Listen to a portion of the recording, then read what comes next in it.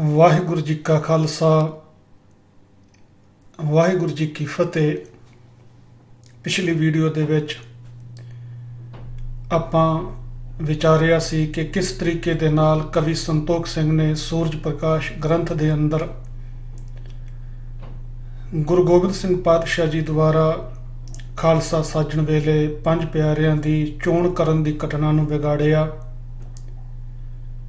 ਉਸ ਸਾਰੀ ਘਟਨਾ ਨੂੰ ਕਵੀ ਸੰਤੋਖ ਸਿੰਘ ਨੇ ਪੰਜ ਬੱਕਰਿਆਂ ਵਾਲੀ ਕਹਾਣੀ ਦੇ ਨਾਲ ਜੋੜ ਕੇ ਪੇਸ਼ ਕੀਤਾ ਕਿ ਤੰਬੂ ਦੇ ਵਿੱਚ ਗੁਰੂ ਸਾਹਿਬ ਜੀ ਨੇ ਪੰਜ ਬੱਕਰੇ ਬੰਨੇ ਹੋਏ ਸਨ। ਬਾਹਰ ਪੰਡਾਲ ਦੇ ਵਿੱਚ ਜਾ ਕੇ ਇੱਕ ਇੱਕ ਸਿੱਖ ਦੇ ਸਿਰ ਦੀ ਮੰਗ ਕਰਦੇ, ਇਕੱਲੇ ਇਕੱਲੇ ਸਿੱਖ ਨੂੰ ਬਾਂਹ ਤੋਂ ਪਕੜ ਕੇ ਤੰਬੂ ਦੇ ਅੰਦਰ ਲੈ ਕੇ ਜਾਂਦੇ ਤੇ ਅੰਦਰ ਲਿਜਾ ਕੇ ਉਸ ਸਿੱਖ ਨੂੰ ਬਿਠਾ ਦਿੰਦੇ ਤੇ ਇੱਕ ਬੱਕਰੇ ਦੀ ਗਰਦਨ ਦੇ ਉੱਤੇ ਤਲਵਾਰ ਦਾ ਵਾਰ ਕਰਕੇ ਉਸ ਦੇ ਸਿਰ ਨੂੰ ਧੜ ਦੇ ਨਾਲੋਂ ਜੁਦਾ ਕਰ ਦਿੰਦੇ। ਆਪਾਂ ਇਹ ਵੀ ਵਿਚਾਰਿਆ ਸੀ ਕਿ ਕਿਸ ਤਰੀਕੇ ਦੇ ਨਾਲ ਸਮੇਂ-ਸਮੇਂ ਦੇ ਉੱਤੇ ਇੱਕ ਤੋਂ ਵੱਧ ਕੇ ਇੱਕ ਝੂਠ ਇਸ ਇਤਿਹਾਸਕ ਪ੍ਰਸੰਗ ਨੂੰ ਬਿਆਨ ਕਰਨ ਵੇਲੇ ਸਾਡੇ ਇਤਿਹਾਸਕਾਰਾਂ ਵੱਲੋਂ, ਸਾਡੇ ਕਥਾਕਾਰਾਂ ਵੱਲੋਂ, ਪ੍ਰਚਾਰਕਾਂ ਵੱਲੋਂ, ਢਾਡੀਆਂ ਵੱਲੋਂ ਬੋਲਿਆ ਗਿਆ। ਕਿਸੇ ਨੂੰ ਇਹ ਲੱਗਾ ਕਿ ਇਸ ਤਰੀਕੇ ਦੇ ਨਾਲ ਬੱਕਰੇ ਵੱਢਣ ਦੀ ਗੱਲ ਕਰਨੀ ਇਹ ਗੁਰੂ ਗੋਬਿੰਦ ਸਿੰਘ ਪਾਤਸ਼ਾਹ ਜੀ ਦੀ ਸ਼ਖਸੀਅਤ ਦੇ ਨਾਲ ਇਹ ਗੱਲ ਮੇਲ ਨਹੀਂ ਖਾਂਦੀ। ਇਹਦੇ ਵਿੱਚ ਗੁਰੂ ਸਾਹਿਬ ਜੀ ਦੀ ਵਡਿਆਈ ਦੇ ਵਿੱਚ ਘਟਾ ਹੁੰਦਾ ਹੈ। ਤਾਂ ਉਹਨਾਂ ਨੇ ਇਸ ਝੂਠ ਨੂੰ ਕੱਟਣ ਵਾਸਤੇ ਇਹਦੇ ਤੋਂ ਵੱਧ ਕੇ ਇੱਕ ਝੂਠ ਹੋਰ ਬੋਲ ਦਿੱਤਾ। ਉਹਨਾਂ ਨੇ ਇਹ ਕਹਿਣਾ ਸ਼ੁਰੂ ਕਰ ਦਿੱਤਾ ਕਿ ਤੰਬੂ ਦੇ ਅੰਦਰ ਗੁਰੂ ਸਾਹਿਬ ਜੀ ਨੇ ਵਾਕਿਆ ਹੀ ਪੰਜ ਸਿੱਖਾਂ ਦੇ ਸਿਰ ਜਿਹੜੇ ਸਨ ਉਹ ਧੜ ਦੇ ਨਾਲੋਂ ਜੁਦਾ ਕੀਤੇ ਸਨ। ਫਿਰ ਜਿਸ ਵੇਲੇ ਮਨੁੱਖ ਇੱਕ ਵਾਰੀ ਝੂਠ ਬੋਲਣਾ ਸ਼ੁਰੂ ਕਰ ਦੇਵੇ ਫਿਰ ਤੇ ਉਸ ਦਾ ਕੋਈ ਹੱਦ ਬੰਨਾ ਹੁੰਦਾ ਨਹੀਂ। ਫਿਰ ਦੂਸਰੇ ਨੇ ਉਸ ਤੋਂ ਅਗਾਂਹ ਵੱਧ ਕੇ ਹੋਰ ਵੱਡਾ ਝੂਠ ਬੋਲ ਦਿੱਤਾ ਕਿ ਗੁਰੂ ਸਾਹਿਬ ਜੀ ਨੇ ਪੰਜ ਸਿੱਖਾਂ ਦੇ ਸਿਰ ਤੇ ਵੱਢੇ ਸਨ, ਪਰ ਜਿਸ ਵੇਲੇ ਉਹਨਾਂ ਸਿਰਾਂ ਨੂੰ ਜੋੜਨਾ ਸੀ ਉਸ ਵੇਲੇ ਗੁਰੂ ਸਾਹਿਬ ਜੀ ਨੇ ਉਹਨਾਂ ਸਿੱਖਾਂ ਦੇ ਧੜ ਜਿਹੜੇ ਸਨ ਉਹ ਬਦਲ ਦਿੱਤੇ ਸਨ। ਜਾਨੀ ਕਿ ਸਿਰ ਕਿਸੇ ਹੋਰ ਪਿਆਰੇ ਦਾ ਅਤੇ ਧੜ ਜਿਹੜਾ ਸੀ ਉਹ ਕਿਸੇ ਹੋਰ ਪਿਆਰੇ ਦਾ। ਇਸ ਤਰੀਕੇ ਦੇ ਨਾਲ ਬਦਲ ਕੇ ਧੜ ਜਿਹੜੇ ਸਨ ਉਹ ਗੁਰੂ ਗੋਬਿੰਦ ਸਿੰਘ ਜੀ ਨੇ ਉਹਨਾਂ ਸਿਰਾਂ ਦੇ ਨਾਲ ਜੋੜੇ ਸਨ। ਕਿਸੇ ਨੇ ਇਸ ਤੋਂ ਅਗਾਂਹ ਵੱਧ ਕੇ ਹੋਰ ਕਹਿ ਦਿੱਤਾ ਕਿ ਉਸ ਤੰਬੂ ਦੇ ਅੰਦਰ ਗੁਰੂ ਸਾਹਿਬ ਜੀ ਨੇ ਗੁਰੂ ਗ੍ਰੰਥ ਸਾਹਿਬ ਜੀ ਦਾ ਪ੍ਰਕਾਸ਼ ਕੀਤਾ ਹੋਇਆ ਸੀ ਤੇ ਗੁਰੂ ਸਾਹਿਬ ਸਿੱਖ ਦਾ ਸਿਰ ਕਲਮ ਕਰਕੇ ਗੁਰੂ ਗ੍ਰੰਥ ਸਾਹਿਬ ਜੀ ਦੇ ਅੱਗੇ ਅਰਪਣ ਕਰ ਦਿੰਦੇ ਸਨ।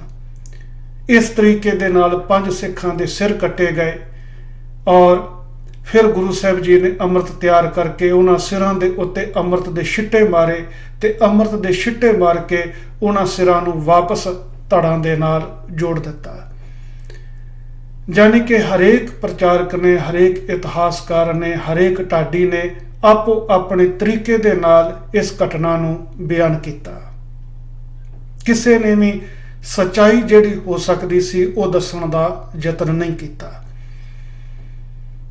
ਜਿਨ੍ਹਾਂ ਨੂੰ ਇਸ ਗੱਲ ਦਾ ਪਤਾ ਵੀ ਸੀ ਕਿ ਨਾ ਤੇ ਇਸ ਤਰੀਕੇ ਦੇ ਨਾਲ ਬੱਕਰੇ ਵੱਢਣ ਵਾਲੀ ਘਟਨਾ ਨੂੰ ਸਹੀ ਮੰਨਿਆ ਜਾ ਸਕਦਾ ਹੈ, ਨਾ ਹੀ ਇਸ ਘਟਨਾ ਨੂੰ ਸਹੀ ਮੰਨਿਆ ਜਾ ਸਕਦਾ ਹੈ ਕਿ ਗੁਰੂ ਸਾਹਿਬ ਸਿੱਖਾਂ ਦੇ ਸਿਰ ਕੱਟ ਕੇ ਇੱਕ ਸਿੱਖ ਦਾ ਸਿਰ ਦੂਸਰੇ ਦੇ ਧੜ ਦੇ ਨਾਲ, ਦੂਸਰੇ ਦਾ ਤੀਸਰੇ ਦੇ ਧੜ ਦੇ ਨਾਲ ਜੋੜ ਦੇਣ ਜਾਂ ਅੰਮ੍ਰਿਤ ਦੇ ਛਿੱਟੇ ਦੇ ਕੇ ਗੁਰੂ ਸਾਹਿਬ ਇਹਨਾਂ ਕੱਟੇ ਹੋਏ ਸਿਰਾਂ ਨੂੰ ਵਾਪਸ ਧੜਾਂ ਦੇ ਨਾਲ ਜੋੜ ਦੇਣ। ਇਹ ਸਾਰੀਆਂ ਹੀ ਘਟਨਾਵਾਂ ਜਿਹੜੀਆਂ ਹਨ ਮਨ ਘੜਤ ਹਨ। ਇਹ ਸਾਰੀਆਂ ਹੀ ਘਟਨਾਵਾਂ ਜਿਹੜੀਆਂ ਹਨ ਆਪਣੇ ਹੀ ਮਨ ਦੇ ਨਾਲ ਬਣਾਈਆਂ ਹੋਈਆਂ ਸਾਰੀਆਂ ਗੱਲਾਂ ਹਨ। ਇਹਨਾਂ ਦੇ ਵਿੱਚੋਂ ਕੋਈ ਵੀ ਘਟਨਾ ਵਾਸਤਵ ਦੇ ਵਿੱਚ ਨਹੀਂ ਹੋ ਸਕਦੀ।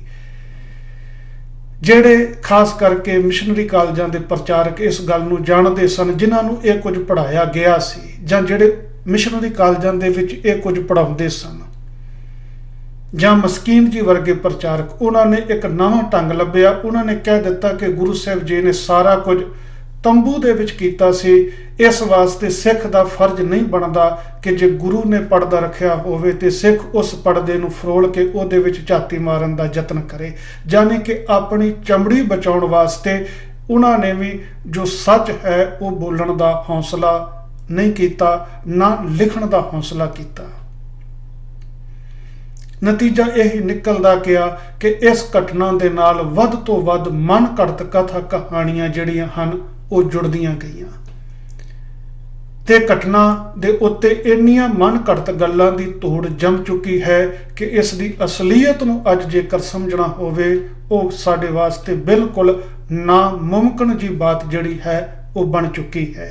ਉਤੋਂ ਸਾਡੇ ਪ੍ਰਚਾਰਕਾਂ ਦੀ ਹੇਰਾਫੇਰੀ ਇਹ ਹੈ ਕਿ ਗੁਰਦੁਆਰਿਆਂ ਦੇ ਵਿੱਚ ਜਦੋਂ ਵੀ ਉਹ ਸੂਰਜ ਪ੍ਰਕਾਸ਼ ਗ੍ਰੰਥ ਦੀ ਕਥਾ ਕਰਦੇ ਹਨ, ਜਿਹੜਾ ਕਥਾ ਕਰਨ ਵੇਲੇ ਨਾਲ ਪਾਠ ਪੜ੍ਹਨ ਵਾਲਾ ਸਿੰਘ ਪਾਠ ਪੜ੍ਹਦਾ ਹੈ ਸੂਰਜ ਪ੍ਰਕਾਸ਼ ਗ੍ਰੰਥ ਦੇ ਵਿੱਚੋਂ ਪੰਕਤੀਆਂ ਤੇ ਸੂਰਜ ਪ੍ਰਕਾਸ਼ ਗ੍ਰੰਥ ਦੀਆਂ ਹੀ ਪੜ੍ਹਦਾ ਹੈ, ਪਰ ਜਿੱਥੇ ਜਿੱਥੇ ਇਹ ਲਿਖਿਆ ਆਉਂਦਾ ਹੈ ਕਿ ਗੁਰੂ ਸਾਹਿਬ ਜੀ ਨੇ ਦੂਸਰੇ ਬੱਕਰੇ ਦੀ ਗਰਦਨ ਦੇ ਉੱਤੇ ਵਾਰ ਕੀਤਾ, ਚੌਥੇ ਬੱਕਰੇ ਦੀ ਗਰਦਨ ਦੇ ਉੱਤੇ ਵਾਰ ਕੀਤਾ, ਜਦੋਂ ਉਹਨਾਂ ਪੰਕਤੀਆਂ ਦੇ ਅਰਥ ਕਥਾਵਾਚਕ ਵੱਲੋਂ ਕੀਤੇ ਜਾਂਦੇ ਹਨ ਤੇ ਉਹਨਾਂ ਪੰਕਤੀਆਂ ਦੇ ਅਰਥ ਉਹ ਇਹ ਕਰ ਦਿੰਦਾ ਹੈ ਕਿ ਗੁਰੂ ਸਾਹਿਬ ਜੀ ਨੇ ਦੂਸਰੇ ਸਿੱਖ ਦੀ ਗਰਦਨ ਦੇ ਉੱਤੇ ਵਾਰ ਕੀਤਾ ਜਾਂ ਚੌਥੇ ਸਿੱਖ ਦਾ ਸਿਰ ਗੁਰੂ ਸਾਹਿਬ ਜੀ ਨੇ ਗਰਦਨ ਦੇ ਨਾਲੋਂ ਧੜ ਦੇ ਨਾਲੋਂ ਵੱਖਰਾ ਕਰ ਦਿੱਤਾ। ਯਾਨੀ ਕਿ ਜੋ ਕੁਝ ਸੰਤੋਖ ਸਿੰਘ ਨੇ ਲਿਖਿਆ ਹੋਇਆ ਹੈ ਉਹ ਵੀ ਸਹੀ ਤਰੀਕੇ ਦੇ ਨਾਲ ਅਸੀਂ ਲੋਕਾਂ ਦੇ ਸਾਹਮਣੇ ਨਹੀਂ ਆਉਣ ਦਿੰਦੇ, ਬਲਕਿ ਸੰਤੋਖ ਸਿੰਘ ਦੇ ਇੱਕ ਝੂਠ ਦੇ ਉੱਤੇ ਪਰਦਾ ਪਾਉਣ ਵਾਸਤੇ ਆਪਣੇ ਮਨੋਂ ਹੀ ਕੱਢ ਕੇ ਇੱਕ ਦੂਸਰਾ ਉਹਦੇ ਨਾਲੋਂ ਵੀ ਵੱਡਾ ਝੂਠ ਜਿਹੜਾ ਹੈ ਉਹ ਅਸੀਂ ਸੰਗਤਾਂ ਨੂੰ ਸੁਣਾ ਦਿੰਦੇ ਹਾਂ। ਇਸੇ ਤਰ੍ਹਾਂ ਹੀ ਚਾਹੇ ਸਾਡਾ ਉਹ ਸੰਪਰਦਾਇ ਤਬਕਾ ਹੋਵੇ, ਚਾਹੇ ਸਾਡਾ ਪੜ੍ਹਿਆ ਲਿਖਿਆ ਤਬਕਾ ਹੋਵੇ, ਉਹਨਾਂ ਨੇ ਇਸ ਘਟਨਾ ਦੇ ਉੱਤੇ ਤਰ੍ਹਾਂ ਤਰ੍ਹਾਂ ਦੀ ਜਿਹੜੀ ਹੈ ਉਹ ਫਿਲਾਸਫੀ ਲੋਕਾਂ ਦੇ ਨਾਲ ਸਾਂਝੀ ਕੀਤੀ ਹੈ। ਕਿਸੇ ਨੇ ਪੰਜਾਂ ਪਿਆਰਿਆਂ ਦੇ ਨਾਵਾਂ ਨੂੰ ਲੈ ਕੇ ਫਿਲਾਸਫੀ ਸਾਂਝੀ ਕੀਤੀ ਕਿ ਗੁਰੂ ਸਾਹਿਬ ਜੀ ਨੇ 5 ਗੁਣ ਜਿਹੜੇ ਨੇ ਉਹ ਵਾਸਤਵ ਦੇ ਵਿੱਚ ਇਕੱਤਰ ਕੀਤੇ। ਪਹਿਲਾਂ ਦਇਆ ਆਈ, ਫਿਰ ਧਰਮ ਆਇਆ, ਫਿਰ ਹਿੰਮਤ ਆਈ, ਫਿਰ ਦ੍ਰਿੜਤਾ ਮੁਹਕਮਤਾ ਆਈ, ਫਿਰ ਸਾਹਿਬੀ ਭਾਵ ਸਰਦਾਰੀ ਆਈ। ਕਿਸੇ ਨੇ ਇਹਨਾਂ ਪੰਜਾਂ ਪਿਆਰਿਆਂ ਦੇ ਜਿਹੜੇ ਨਗਰ ਸਨ ਉਹਨਾਂ ਨਗਰਾਂ ਦੇ ਨਾਮ ਲੈ ਕੇ ਉਹਦੇ ਉੱਤੇ ਫਿਲਾਸਫੀ ਦੇਣੀ ਸ਼ੁਰੂ ਕਰ ਦਿੱਤੀ ਕਿ ਦੇਖੋ ਜੀ, ਲਾਹੌਰ ਤੋਂ ਗੁਰੂ ਸਾਹਿਬ ਜੀ ਨੇ ਦਇਆ ਪੈਦਾ ਕੀਤੀ, ਦਿੱਲੀ ਤੋਂ ਗੁਰੂ ਸਾਹਿਬ ਜੀ ਨੇ ਧਰਮ ਪੈਦਾ ਕੀਤਾ, ਬਿਦਰ ਤੋਂ ਗੁਰੂ ਸਾਹਿਬ ਜੀ ਨੇ ਸਰਦਾਰੀ ਪੈਦਾ ਕੀਤੀ, ਇਸੇ ਤਰੀਕੇ ਦੇ ਨਾਲ ਜਗਨਨਾਥ ਤੋਂ ਗੁਰੂ ਸਾਹਿਬ ਜੀ ਨੇ ਹਿੰਮਤ ਪੈਦਾ ਕੀਤੀ, ਜਿਹੜੀ ਹਿੰਮਤ ਉੱਥੇ ਪਹਿਲਾਂ ਹੈ ਹੀ ਨਹੀਂ ਸੀ, ਦਵਾਰਕਾ ਤੋਂ ਗੁਰੂ ਸਾਹਿਬ ਜੀ ਨੇ ਦ੍ਰਿੜਤਾ ਮੁਹਕਮਤਾਈ ਪੈਦਾ ਕੀਤੀ। ਜਾਣੀ ਕਿ ਉਹਨਾਂ ਨਗਰਾਂ ਦੇ ਨਾਵਾਂ ਦੇ ਨਾਲ ਵੀ ਅਸੀਂ ਫਿਲਾਸਫੀ ਜਿਹੜੀ ਹੈ ਆਪਣੇ ਕੋਲੋਂ ਕੱਢ ਕੇ ਲੋਕਾਂ ਦੇ ਵਿੱਚ ਸੁਣਾਉਣੀ ਸ਼ੁਰੂ ਕਰ ਦਿੱਤੀ, ਕਿਉਂਕਿ ਸਾਡੇ ਵਿਦਵਾਨ ਤਬਕਾ ਉਹਨਾਂ ਦੇ ਕੋਲ ਦਿਮਾਗ ਇੰਨਾ ਜ਼ਿਆਦਾ ਹੈ, ਕੋਈ ਨਾ ਉਹਨਾਂ ਨੂੰ ਨਗਰਾਂ ਦਾ ਦੇ ਦਿਓ, ਕੋਈ ਨਾਮ ਉਹਨਾਂ ਨੂੰ ਸਿੱਖਾਂ ਦਾ ਦੇ ਦਿਓ, ਉਹਨਾਂ ਨੇ ਕਿਸੇ ਨਾ ਕਿਸੇ ਕਿਸਮ ਦੀ ਫਿਲਾਸਫੀ ਜਿਹੜੀ ਹੈ ਉਹਨਾਂ ਦੇ ਉੱਤੇ ਘੜ ਦੇਣੀ ਹੈ। ਚਾਹੇ ਉਹਨਾਂ ਨੂੰ ਗੁਰੂ ਗੋਬਿੰਦ ਸਿੰਘ ਪਾਤਸ਼ਾਹ ਜੀ ਦੇ 4 ਸਾਹਿਬਜ਼ਾਦਿਆਂ ਦੇ ਨਾਮ ਦੇ ਦਿਓ, ਉਹਨਾਂ ਸਾਹਿਬਜ਼ਾਦਿਆਂ ਦੇ ਨਾਮਾਂ ਦੇ ਉੱਤੇ ਵੀ ਫਿਲਾਸਫੀ ਬਣਾ ਦੇਣੀ ਹੈ। ਚਾਹੇ ਆਨੰਦਪੁਰ ਦੇ ਕਿਲਿਆਂ ਦੇ ਨਾਮ ਦੇ ਦਿਓ, ਉਹਨਾਂ ਨੇ ਉਹਨਾਂ ਕਿਲਿਆਂ ਦੇ ਨਾਮਾਂ ਦੇ ਉੱਤੇ ਵੀ ਫਿਲਾਸਫੀ ਜਿਹੜੀ ਹੈ ਉਹ ਬਣ ਕੇ ਲਿਖ ਕੇ ਸੰਗਤਾਂ ਦੇ ਅੱਗੇ ਰੱਖ ਦੇਣੀ ਹੈ। ਇਹ ਕੁਝ ਇਸ ਅੰਮ੍ਰਿਤ ਸੰਚਾਰ ਵਾਲੀ ਘਟਨਾ ਦੇ ਨਾਲ ਹੋਇਆ। ਖੈਰ, ਸੰਪਰਦਾਇ ਲੋਕਾਂ ਨੇ ਜਿਸ ਤਰੀਕੇ ਦੇ ਨਾਲ ਇਸ ਘਟਨਾ ਨੂੰ ਪੇਸ਼ ਕੀਤਾ ਉਹ ਤੇ ਆਪਣੇ ਆਪ ਦੇ ਵਿੱਚ ਬਹੁਤ ਜ਼ਿਆਦਾ ਹਾਸੋਹੀਣਾ ਵੀ ਹੈ ਔਰ ਸਿੱਖ ਧਰਮ ਦੀ ਇਸ ਇੱਕ ਇਤਿਹਾਸਕ ਘਟਨਾ ਨੂੰ ਮਿਥਿਹਾਸਕ ਬਣਾਉਣ ਦਾ ਬਹੁਤ ਵੱਡਾ ਜ਼ਰੀਆ ਵੀ ਬਣਿਆ ਹੈ। ਜਦੋਂ ਤੁਸੀਂ ਗੁਰਬਾਣੀ ਪਾਠ ਦਰਪਣ ਜੋ ਸੰਤ ਗਿਆਨੀ ਗੁਰਬਚਨ ਸਿੰਘ ਖਾਲਸਾ ਭਿੰਡਰਾਂ ਵਾਲਿਆਂ ਦੀ ਲਿਖੀ ਹੋਈ ਹੈ, ਜਦੋਂ ਉਸ ਗੁਰਬਾਣੀ ਪਾਠ ਦਰਪਣ ਦੇ ਵਿੱਚੋਂ ਤੁਸੀਂ ਇਹਨਾਂ ਪੰਜਾਂ ਪਿਆਰਿਆਂ ਦੇ ਸੰਬੰਧ ਦੇ ਵਿੱਚ ਪੜ੍ਹਦੇ ਹੋ, ਉਹ ਤੇ ਇਹਨਾਂ ਪੰਜਾਂ ਪਿਆਰਿਆਂ ਨੂੰ ਪੁਰਾਤਨ ਭਗਤਾਂ ਦੀਆਂ ਰੂਹਾਂ ਦੱਸਦੇ ਹਨ, ਪੁਰਾਤਨ ਭਗਤਾਂ ਦੇ ਅਵਤਾਰ ਬਣਾ ਕੇ ਦੱਸਦੇ ਹਨ। ਮੈਂ ਆਪ ਜੀ ਨੂੰ ਸਕਰੀਨ ਦੇ ਉੱਪਰ ਉਹ ਦਿਖਾਣ ਵੀ ਦਿੰਦਾ ਹਾਂ ਜੋ ਮੇਰੇ ਕੋਲ ਗੁਰਬਾਣੀ ਪਾਠ ਦਰਪਣ ਦੀ ਜਿਹੜੀ ਐਡੀਸ਼ਨ ਮੇਰੇ ਕੋਲ ਹੈ। ਤੁਸੀਂ ਸਕਰੀਨ ਦੇ ਉੱਪਰ ਉਸ ਨੂੰ ਦੇਖ ਸਕਦੇ ਹੋ। ਗੁਰਬਾਣੀ ਪਾਠ ਦਰਪਣ ਉਸ ਦਾ 41 ਨੰਬਰ ਪੰਨਾ ਹੈ, ਕਿਉਂਕਿ 2-3 ਐਡੀਸ਼ਨ ਜਿਹੜੇ ਹਨ ਇਹ ਮਾਰਕੀਟ ਵਿੱਚ ਚੱਲਦੇ ਹਨ, ਉਹਨਾਂ ਦੇ ਪੰਨੇ ਜਿਹੜੇ ਹਨ ਉਹ ਆਪਸ ਦੇ ਵਿੱਚ ਮੇਲ ਨਹੀਂ ਖਾਂਦੇ। ਪਰ ਜਦੋਂ ਅੰਮ੍ਰਿਤ ਸੰਸਕਾਰ ਦੇ ਸਿਰਲੇਖ ਹੇਠਾਂ ਤੁਸੀਂ ਪੜ੍ਹੋਗੇ ਤੇ ਇਹ ਜਾਣਕਾਰੀ ਆਪ ਜੀ ਨੂੰ ਉੱਥੇ ਮਿਲ ਜਾਏਗੀ। ਜਿਹੜੀ ਐਡੀਸ਼ਨ ਮੇਰੇ ਕੋਲ ਹੈ ਉਹਦੇ ਵਿੱਚ ਉਸ ਦੇ 41 ਪੰਨੇ ਦੇ ਉੱਤੇ ਇਹ ਲਿਖਿਆ ਹੋਇਆ ਹੈ, ਇਸ ਸਾਰੇ ਪ੍ਰਸੰਗ ਨੂੰ ਲਿਖਿਆ ਹੋਇਆ ਹੈ ਕਿ ਗੁਰੂ ਸਾਹਿਬ ਜੀ ਨੇ ਜਦੋਂ 5 ਸਿਰਾਂ ਦੀ ਮੰਗ ਕੀਤੀ ਤੇ ਸਭ ਤੋਂ ਪਹਿਲਾਂ ਉਹਨਾਂ ਨੇ ਭਾਈ ਦਇਆ ਸਿੰਘ ਦਾ ਜ਼ਿਕਰ ਕੀਤਾ ਤੇ ਉੱਥੇ ਉਹਨਾਂ ਨੇ ਲਿਖਿਆ ਕਿ ਭਾਈ ਦਇਆ ਸਿੰਘ ਜੀ ਜੋ ਲਾਹੌਰ ਦੇ ਵਾਸੀ ਸਨ, ਰਾਮਚੰਦਰ ਦੇ ਪੁੱਤਰ ਜੋ ਲਹੂ ਜੀ ਦੇ ਅਵਤਾਰ ਸਨ, ਲਾਹੌਰ ਉਹਨਾਂ ਨੇ ਹੀ ਵਸਾਇਆ ਸੀ ਤੇ ਭਾਈ ਦਇਆ ਸਿੰਘ ਜੀ ਦੇ ਰੂਪ ਵਿੱਚ ਉਹੀ ਸਨ। ਯਾਨੀ ਕਿ ਗੁਰਬਾਣੀ ਪਾਠ ਦਰਪਣ ਅਨੁਸਾਰ ਗਿਆਨੀ ਗੁਰਬਚਨ ਸਿੰਘ ਖਾਲਸਾ ਪਿੰਡਰਾਂ ਵਾਲਿਆਂ ਦੀ ਲਿਖੀ ਹੋਈ ਇਸ ਪੁਸਤਕ ਅਨੁਸਾਰ ਜਦੋਂ ਗੁਰੂ ਗੋਬਿੰਦ ਸਿੰਘ ਜੀ ਨੇ 5 ਸਿੱਖਾਂ ਦੇ ਸਿਰਾਂ ਦੀ ਮੰਗ ਕੀਤੀ ਤੇ ਸਭ ਤੋਂ ਪਹਿਲਾ ਸਿਰ ਜਿਹੜਾ ਗੁਰੂ ਗੋਬਿੰਦ ਸਿੰਘ ਜੀ ਨੂੰ ਅਰਪਣ ਕੀਤਾ ਸੀ ਉਹ ਸ਼੍ਰੀ ਰਾਮਚੰਦਰ ਜੀ ਦੇ ਸੁਪੁੱਤਰ ਲਵ ਨੇ ਆਪਣਾ ਸਿਰ ਗੁਰੂ ਗੋਬਿੰਦ ਸਿੰਘ ਜੀ ਨੂੰ ਅਰਪਣ ਕੀਤਾ ਸੀ। ਅਜੇ ਅਸੀਂ ਦਾਅਵਾ ਕਰਦੇ ਹਾਂ ਕਿ ਅਸੀਂ ਸਿੱਖ ਜਿਹੜੇ ਆ ਉਹ ਹਿੰਦੂਆਂ ਤੋਂ ਵੱਖਰੇ ਹਨ, ਜਦ ਕਿ ਗੁਰੂ ਗੋਬਿੰਦ ਸਿੰਘ ਜੀ ਨੂੰ ਸਭ ਤੋਂ ਪਹਿਲਾ ਸੀਸ ਭੇਟ ਕਰਨ ਵਾਲਾ ਗੁਰਬਾਣੀ ਪਾਠ ਦਰਪਣ ਅਨੁਸਾਰ ਸ਼੍ਰੀ ਰਾਮਚੰਦਰ ਜੀ ਦਾ ਸੁਪੁੱਤਰ ਲਵ ਸੀ। ਇਹ ਕਲਪਨਾ ਕਿਸ ਤਰੀਕੇ ਦੇ ਨਾਲ ਬਣੀ? ਕੇਵਲ ਇੱਥੋਂ ਇਹ ਕਲਪਨਾ ਲੈ ਲਈ ਗਈ ਕਿ ਦਇਆ ਸਿੰਘ ਕਿਉਂਕਿ ਲਾਹੌਰ ਦੇ ਰਹਿਣ ਵਾਲੇ ਸਨ ਤੇ ਲਾਹੌਰ ਜਿਹੜਾ ਹੈ ਉਹ ਸ਼੍ਰੀ ਰਾਮਚੰਦਰ ਜੀ ਦੇ ਪੁੱਤਰ ਲਵ ਨੇ ਵਸਾਇਆ ਹੋਇਆ ਇਹਨਾਂ ਗ੍ਰੰਥਾਂ ਦੇ ਅੰਦਰ ਮੰਨਿਆ ਗਿਆ ਹੈ ਜਾਂ 10ਵੇਂ ਗ੍ਰੰਥ ਦੇ ਅੰਦਰ ਮੰਨਿਆ ਗਿਆ ਹੈ। ਤੇ ਦੂਸਰਾ ਕਿਉਂਕਿ ਭਾਈ ਦਇਆ ਸਿੰਘ ਜਿਹੜੇ ਸਨ ਉਹ ਜਾਤ ਦੇ ਖੱਤਰੀ ਸਨ ਤੇ ਸ਼੍ਰੀ ਰਾਮਚੰਦਰ ਜਿਹੜੇ ਹਨ ਉਹ ਵੀ ਖੱਤਰੀਆਂ ਦੀ ਕੁਲ ਦੇ ਵਿੱਚੋਂ ਸਨ। ਇਸ ਵਾਸਤੇ ਭਾਈ ਦਇਆ ਸਿੰਘ ਜੀ ਨੂੰ ਲਵ ਦਾ ਅਵਤਾਰ ਕਰਕੇ ਉਹਨਾਂ ਨੇ ਇਸ ਪੁਸਤਕ ਦੇ ਵਿੱਚ ਲਿਖ ਦਿੱਤਾ ਕਿ ਜਿਨ੍ਹਾਂ ਨੇ ਸਭ ਤੋਂ ਪਹਿਲਾ ਸਿਰ ਗੁਰੂ ਗੋਬਿੰਦ ਸਿੰਘ ਜੀ ਨੂੰ ਅਰਪਣ ਕੀਤਾ, ਜਿਹੜੇ ਭਾਈ ਦਇਆ ਸਿੰਘ ਜੀ ਸਨ, ਉਹ ਵਾਸਤਵ ਦੇ ਵਿੱਚ ਸ਼੍ਰੀ ਰਾਮਚੰਦਰ ਜੀ ਦੇ ਪੁੱਤਰ ਲਵ ਦੇ ਅਵਤਾਰ ਸਨ। ਇਸ ਤਰੀਕੇ ਦੇ ਨਾਲ ਜਦੋਂ ਦੂਸਰੇ ਪਿਆਰੇ ਦਾ ਜ਼ਿਕਰ ਆਇਆ ਭਾਈ ਧਰਮ ਸਿੰਘ ਜੀ ਦਾ ਤੇ ਉਹਦੇ ਵਿੱਚ ਵੀ ਲਿਖ ਦਿੱਤਾ ਕਿ ਉਸ ਵੇਲੇ ਭਾਈ ਧਰਮ ਸਿੰਘ ਜੀ ਜੋ ਭਗਤ ਧੰਨੇ ਦੇ ਅਵਤਾਰ ਸਨ, ਦਿੱਲੀ ਦੇ ਵਿੱਚ ਜਿਨ੍ਹਾਂ ਦਾ ਜਨਮ ਹੋਇਆ ਸੀ। ਯਾਨੀ ਕਿ ਭਾਈ ਧਰਮ ਸਿੰਘ ਜੀ ਨੂੰ ਭਾਈ ਭਗਤ ਧੰਨਾ ਜੀ ਦਾ ਅਵਤਾਰ ਬਣਾ ਦਿੱਤਾ ਗਿਆ। ਕਿਉਂ? ਕਾਰਨ ਕੇਵਲ ਉੱਥੇ ਵੀ ਇੰਨਾ ਕੁ ਸਮਝ ਦੇ ਵਿੱਚ ਆਉਂਦਾ ਹੈ ਕਿ ਭਾਈ ਧਰਮ ਸਿੰਘ ਜੋ ਕਿ ਜੱਟ ਜਾਤੀ ਦੇ ਨਾਲ ਸੰਬੰਧ ਰੱਖਦੇ ਸਨ ਤੇ ਭਗਤਾਂ ਦੇ ਵਿੱਚੋਂ ਜੱਟ ਜਾਤੀ ਦੇ ਨਾਲ ਸੰਬੰਧ ਰੱਖਣ ਵਾਲੇ ਭਗਤ ਧੰਨਾ ਜੀ ਸਨ। ਇਸ ਵਾਸਤੇ ਉਸੇ ਭਗਤ ਧੰਨੇ ਦਾ ਅਵਤਾਰ ਬਣਾ ਦਿੱਤਾ ਭਾਈ ਧਰਮ ਸਿੰਘ ਜੀ ਨੂੰ। ਯਾਨੀ ਕਿ ਉਹ ਜਿਹੜੇ ਭਗਤ ਜਿਨ੍ਹਾਂ ਦੀ ਬਾਣੀ ਗੁਰੂ ਗ੍ਰੰਥ ਸਾਹਿਬ ਜੀ ਦੇ ਵਿੱਚ ਦਰਜ ਹੈ ਉਹ ਵੀ ਅਜੇ ਤੱਕ ਉਸੇ ਜੋ ਮੰਨਿਆ ਗਿਆ ਹੈ ਆਵਾਗਾਉਣ ਦਾ ਗੇੜ, ਜੰਮਣ ਮਰਨ ਦਾ ਗੇੜ, ਉਸੇ ਜੰਮਣ ਮਰਨ ਦੇ ਗੇੜ ਦੇ ਵਿੱਚ ਪਏ ਹੋਏ ਹਨ। ਉਹ ਅਜੇ ਤੱਕ ਗੁਰੂ ਗੋਬਿੰਦ ਸਿੰਘ ਪਾਤਸ਼ਾਹ ਮਹਾਰਾਜ ਜੀ ਦੇ ਪਾਸ ਆਣ ਕੇ ਫਿਰ ਆਪਣਾ ਸਿਰ ਦੇ ਕੇ ਉਹ ਮੁਕਤ ਹੋ ਰਹੇ ਹਨ। ਜਦ ਕਿ ਉਸੇ ਹੀ ਦਮਦਮੀ ਟਕਸਾਲ ਦੇ ਨਾਲ ਸੰਬੰਧਿਤ ਠਾਕਰ ਸਿੰਘ ਪਟਿਆਲੇ ਵਾਲੇ ਦੇ ਤੁਸੀਂ ਅਨੇਕਾਂ ਕਲਿੱਪ YouTube ਦੇ ਉੱਤੇ ਸੁਣੇ ਹੋਵਣਗੇ। ਉਹ ਇੱਥੋਂ ਤੱਕ ਦਾਅਵਾ ਕਰਦੇ ਹਨ ਕਿ ਇਹਨਾਂ ਸਾਰੇ ਭਗਤਾਂ ਨੇ ਆਣ ਕੇ ਗੁਰੂ ਸਾਹਿਬ ਜੀ ਦੇ ਕੋਲੋਂ ਫਿਰ ਅੰਮ੍ਰਿਤ ਛਕਿਆ ਸੀ, ਫਿਰ ਇਹ ਸੱਚਖੰਡ ਵਿਖੇ ਅਪੜੇ ਸਨ। ਉਸ ਤੋਂ ਪਹਿਲਾਂ ਇਹ ਭਗਤ ਜਿਹੜੇ ਸਨ ਸੱਚਖੰਡ ਦੇ ਵਿੱਚ ਨਹੀਂ ਸਨ ਅਪੜੇ।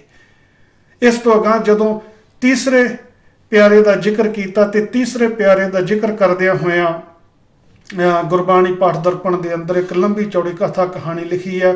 ਉਸ ਕਥਾ ਕਹਾਣੀ ਦੇ ਵਿਸਥਾਰ ਦੇ ਵਿੱਚ ਮੈਂ ਨਹੀਂ ਜਾਣਾ, ਕੇਵਲ ਇਹਨਾਂ ਦੱਸ ਦਿੰਦਾ ਹਾਂ ਕਿ ਉਹਦੇ ਵਿੱਚ ਜਿਹੜੇ ਭਾਈ ਹਿੰਮਤ ਸਿੰਘ ਹਨ ਉਹਨੂੰ ਪੁਰਾਣੇ ਸਮੇਂ ਦੇ ਅੰਦਰ, ਪਿਛਲੇ ਜਨਮ ਦੇ ਅੰਦਰ ਬਲਕਿ ਕਿਸੇ ਪਿਛਲੇ ਯੁੱਗ ਦੇ ਅੰਦਰ ਕਿਸੇ ਫੰਦਕ ਦਾ ਅਵਤਾਰ ਦੱਸਦੇ ਪਏ ਹਨ, ਕਿਸੇ ਸ਼ਿਕਾਰੀ ਦਾ ਅਵਤਾਰ ਦੱਸਦੇ ਪਏ ਹਨ ਕਿ ਉਹਦੇ ਨਾਲ ਭਗਵਾਨ ਨੇ ਵਾਅਦਾ ਕੀਤਾ ਸੀ ਕਿ ਕਲਯੁੱਗ ਦੇ ਅੰਦਰ ਤੇਰਾ ਸਿਰ ਲੈ ਕੇ ਅਸੀਂ ਤੈਨੂੰ ਬਖਸ਼ਾਂਗੇ। ਉਸ ਸ਼ਿਕਾਰੀ ਦਾ ਗੁਨਾਹ ਬਖਸ਼ਣ ਵਾਸਤੇ ਉਹਦੇ ਨਾਲ ਵਾਅਦਾ ਕੀਤਾ ਗਿਆ ਕਿ ਤੇਰਾ ਸਿਰ ਲੈ ਕੇ ਤੈਨੂੰ ਕਲਯੁੱਗ ਦੇ ਅੰਦਰ ਅਸੀਂ ਬਖਸ਼ਾਂਗੇ। ਤੇ ਉਹ ਜਿਹੜਾ ਪਿਛਲੇ ਯੁੱਗ ਦਾ ਕੋਈ ਸ਼ਿਕਾਰੀ ਸੀ ਉਹਦੇ ਅਵਤਾਰ ਸਨ ਭਾਈ ਹਿੰਮਤ ਸਿੰਘ ਜੀ, ਜਿਸ ਨੇ ਗੁਰੂ ਗੋਬਿੰਦ ਸਿੰਘ ਜੀ ਨੂੰ ਆਪਣਾ ਸਿਰ ਅਰਪਣ ਕੀਤਾ। ਜਾਣੀ ਕਿ ਗੁਰੂ ਸਾਹਿਬ ਜੀ ਨੂੰ ਆਪਣਾ ਸਿਰ ਅਰਪਣ ਕਰਨਾ ਭਾਈ ਹਿੰਮਤ ਸਿੰਘ ਦਾ ਇਸ ਵਾਸਤੇ ਸੀ ਕਿ ਉਹ ਆਪਣੇ ਪਿਛਲੇ ਕਿਸੇ ਯੁੱਗ ਦੇ ਅੰਦਰ, ਪਿਛਲੇ ਕਿਸੇ ਜਨਮ ਦੇ ਅੰਦਰ ਕੀਤੇ ਹੋਏ ਗੁਨਾਹ ਨੂੰ ਬਖਸ਼ਵਾ ਰਹੇ ਸਨ। ਇਸ ਤੋਂ ਅਗਾਂਹ ਜਦੋਂ ਚੌਥੇ ਪਿਆਰੇ ਦਾ ਜ਼ਿਕਰ ਆਉਂਦਾ ਤੇ ਉੱਥੇ ਲਿਖਿਆ ਚੌਥਾ ਭਾਈ ਮੋਹਕਮ ਸਿੰਘ ਜੀ ਨਾਮਦੇਵ ਜੀ ਦੇ ਅਵਤਾਰ ਹੋਏ ਹਨ। ਇਹ ਵੀ ਇਸ ਵਾਸਤੇ ਕਹਿ ਦਿੱਤਾ ਕਿ ਨਾਮਦੇਵ ਜੀ ਜੋ ਕਿ ਸ਼ਿੰਬਾ ਜਾਤੀ ਦੇ ਨਾਲ ਸੰਬੰਧ ਰੱਖਣ ਵਾਲੇ ਸਨ, ਅਤੇ ਭਾਈ ਮੋਹਕਮ ਸਿੰਘ ਜੀ ਉਹ ਵੀ ਸ਼ਿੰਬਾ ਜਾਤੀ ਦੇ ਨਾਲ ਸੰਬੰਧ ਰੱਖਣ ਵਾਲੇ ਸਨ। ਕਿਉਂਕਿ ਜਾਤੀ ਆਪਸ ਦੇ ਵਿੱਚ ਮਿਲਦੀ ਹੈ, ਇਸ ਵਾਸਤੇ ਇਹ ਕਹਾਣੀ ਲਿਖ ਦਿੱਤੀ ਗਈ ਕਿ ਭਾਈ ਮੋਹਕਮ ਸਿੰਘ ਜੀ ਜਿਹੜੇ ਹਨ ਉਹ ਭਗਤ ਨਾਮਦੇਵ ਜੀ ਦੇ ਅਵਤਾਰ ਸਨ। ਇਸੇ ਤਰੀਕੇ ਦੇ ਨਾਲ ਪੰਜਵੇਂ ਪਿਆਰੇ ਦੇ ਸੰਬੰਧ ਵਿੱਚ ਕਹਿ ਦਿੱਤਾ ਕਿ ਪੰਜਵੇਂ ਬਿਦਰਪੁਰੀ ਦੇ ਵਿੱਚ ਸੈਣ ਭਗਤ ਦੇ ਅਵਤਾਰ ਹੋਏ ਹਨ। ਯਾਨੀ ਕਿ ਪੰਜਵਾਂ ਪਿਆਰਾ ਜਿਹੜਾ ਪਿਆਰਾ ਸਾਹਿਬ ਸਿੰਘ ਹੈ, ਉਹਨਾਂ ਨੂੰ ਭਗਤ ਸੈਣ ਜੀ ਦੇ ਅਵਤਾਰ ਕਰਕੇ ਇਸ ਗੁਰਬਾਣੀ ਪਾਠ ਦਰਪਣ ਦੇ ਵਿੱਚ ਲਿਖ ਦਿੱਤਾ ਹੈ।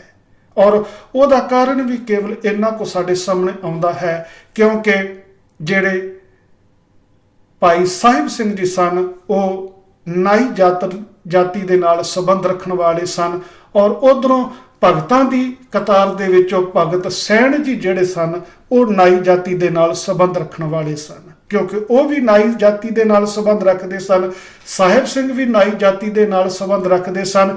ਇਸ ਵਾਸਤੇ ਇਹ ਲਿਖ ਦਿੱਤਾ ਗਿਆ ਕਿ ਉਹ ਪਿਆਰੇ ਭਗਤ ਸੈਣ ਜੀ ਜਿਹੜੇ ਸਨ ਉਹੀ ਅਵਤਾਰ ਧਾਰਨ ਕਰਕੇ ਆਏ ਸਨ, ਜਿਨ੍ਹਾਂ ਨੇ ਸਾਹਿਬ ਸਿੰਘ ਦੇ ਰੂਪ ਦੇ ਵਿੱਚ ਆਣ ਕੇ ਗੁਰੂ ਗੋਬਿੰਦ ਸਿੰਘ ਜੀ ਨੂੰ ਆਪਣਾ ਸੀਸ ਅਰਪਣ ਕੀਤਾ। ਜਾਣੀ ਕਿ ਇੱਕ ਵੱਖਰੀ ਕਿਸਮ ਦੀ ਇੱਕ ਕਹਾਣੀ ਕੱਢ ਕੇ ਸੰਗਤਾਂ ਦੇ ਵਿੱਚ ਪ੍ਰਚਾਰ ਦਿੱਤੀ ਗਈ, ਜਿਸ ਕਹਾਣੀ ਨੂੰ ਪੜ੍ਹਨ ਤੋਂ ਬਾਅਦ ਸੁਣਨ ਤੋਂ ਬਾਅਦ ਕੋਈ ਵੀ ਥੋੜਾ ਜਿਹਾ ਵੀ ਦਿਮਾਗ ਰੱਖਣ ਵਾਲਾ ਮਨੁੱਖ ਇਸ ਗੱਲ ਦੇ ਉੱਤੇ ਇਤਬਾਰ ਨਹੀਂ ਕਰੇਗਾ ਕਿ ਇਹ ਕੋਈ ਇਤਿਹਾਸਕ ਘਟਨਾ ਹੈ, ਬਲਕਿ ਹਰੇਕ ਮਨੁੱਖ ਇਹ ਹੀ ਮੰਨੇਗਾ ਕਿ ਇਹ ਇੱਕ ਮਿਥਿਹਾਸਕ ਗੱਲ ਸੁਣਾਈ ਜਾ ਰਹੀ ਹੈ, ਮਿਥਿਹਾਸਕ ਕਥਾ ਕਹਾਣੀ ਸੁਣਾਈ ਜਾ ਰਹੀ ਹੈ। ਕਿਸ ਨੇ ਆਪਣੇ ਮਨੋਂ ਕੱਢ ਕੇ ਇਹ ਕਹਾਣੀ ਜਿਹੜੀ ਹੈ ਬਣਾਈ ਹੈ, ਇਸ ਦਾ ਇਤਿਹਾਸ ਦੇ ਨਾਲ ਕੋਈ ਸੰਬੰਧ ਨਹੀਂ ਹੈ। ਇਸੇ ਤਰੀਕੇ ਦੇ ਨਾਲ ਅੰਮ੍ਰਿਤ ਦੀ ਸ਼ਕਤੀ ਬਿਆਨ ਕਰਨ ਵਾਸਤੇ ਕਈ ਕਥਾ ਕਹਾਣੀਆਂ ਜਿਹੜੀਆਂ ਸਟੇਜ ਤੋਂ ਸਾਡੇ ਪ੍ਰਚਾਰਕਾਂ ਵੱਲੋਂ ਸੁਣਾਈਆਂ ਜਾਂਦੀਆਂ ਹਨ। ਜਦੋਂ ਉਹਨਾਂ ਕਹਾਣੀਆਂ ਨੂੰ ਵੀ ਆਪਾਂ ਪਰਖਦੇ ਹਾਂ, ਉਹਨਾਂ ਦੀ ਪੜਚੋਲ ਕਰਦੇ ਹਾਂ, ਤੇ ਤਰਕ ਦੀ ਕਸਵੱਟੀ ਦੇ ਉੱਤੇ ਪਰਖ ਦੀ ਕਸਵੱਟੀ ਦੇ ਉੱਤੇ ਉਹ ਕਹਾਣੀਆਂ ਵੀ ਖਰੀਆਂ ਨਹੀਂ ਉਤਰਦੀਆਂ। ਇੱਕ ਕਹਾਣੀ ਅਕਸਰ ਢਾਡੀਆਂ ਦੇ ਕੋਲੋਂ ਪ੍ਰਚਾਰਕਾਂ ਦੇ ਕੋਲੋਂ ਤੁਸੀਂ ਸਟੇਜ ਤੋਂ ਸੁਣੀ ਹੋਈ ਹੋਵੇਗੀ ਕਿ ਗੁਰੂ ਗੋਬਿੰਦ ਸਿੰਘ ਜੀ ਭਾਈ ਦਇਆ ਰਾਮ ਨੂੰ ਇਹ ਆਖਦੇ ਹਨ ਕਿ ਭਾਈ ਦਇਆ ਰਾਮ ਤੂੰ ਕਿਰਪਾਨ ਪਕੜ ਅੰਮ੍ਰਿਤ ਛਕਾਉਣ ਤੋਂ ਪਹਿਲਾਂ। ਤੇ ਅੰਮ੍ਰਿਤ ਛਕਣ ਤੋਂ ਪਹਿਲਾਂ ਜਿਸ ਵੇਲੇ ਭਾਈ ਦਇਆ ਰਾਮ ਜੀ ਨੂੰ ਕਿਰਪਾਨ ਪਕੜਨ ਵਾਸਤੇ ਆਖਿਆ ਜਾਂਦਾ ਹੈ ਤੇ ਭਾਈ ਦਇਆ ਰਾਮ ਜੀ ਗੁਰੂ ਸਾਹਿਬ ਜੀ ਨੂੰ ਜਵਾਬ ਦਿੰਦੇ ਹਨ ਕਿ ਪਾਤਸ਼ਾਹ ਹਮ ਤੋਂ ਤੋਲਣ ਜਾਣੇ ਤਕੜੀ, ਨੰਗੀ ਕਰਦ ਕभी नहीं पकड़ी, चिड़ी उड़े तो हम डर जाएं, हम कैसे वैरी से लड़ पाएं। कि पातशाह ਅਸੀਂ ਖੱਤਰੀ ਲੋਕ ਹਾਂ, ਅਸੀਂ ਤੇ ਤਕੜੀ ਤੋਲਣੀ ਜਾਣਦੇ ਹਾਂ, ਅਸੀਂ ਤੇ ਜ਼ਿੰਦਗੀ ਦੇ ਵਿੱਚ ਕਦੇ ਆਪਣੇ ਹੱਥ ਦੇ ਵਿੱਚ ਨੰਗੀ ਕਰਦ ਪਕੜੀ ਹੀ ਨਹੀਂ ਹੈ।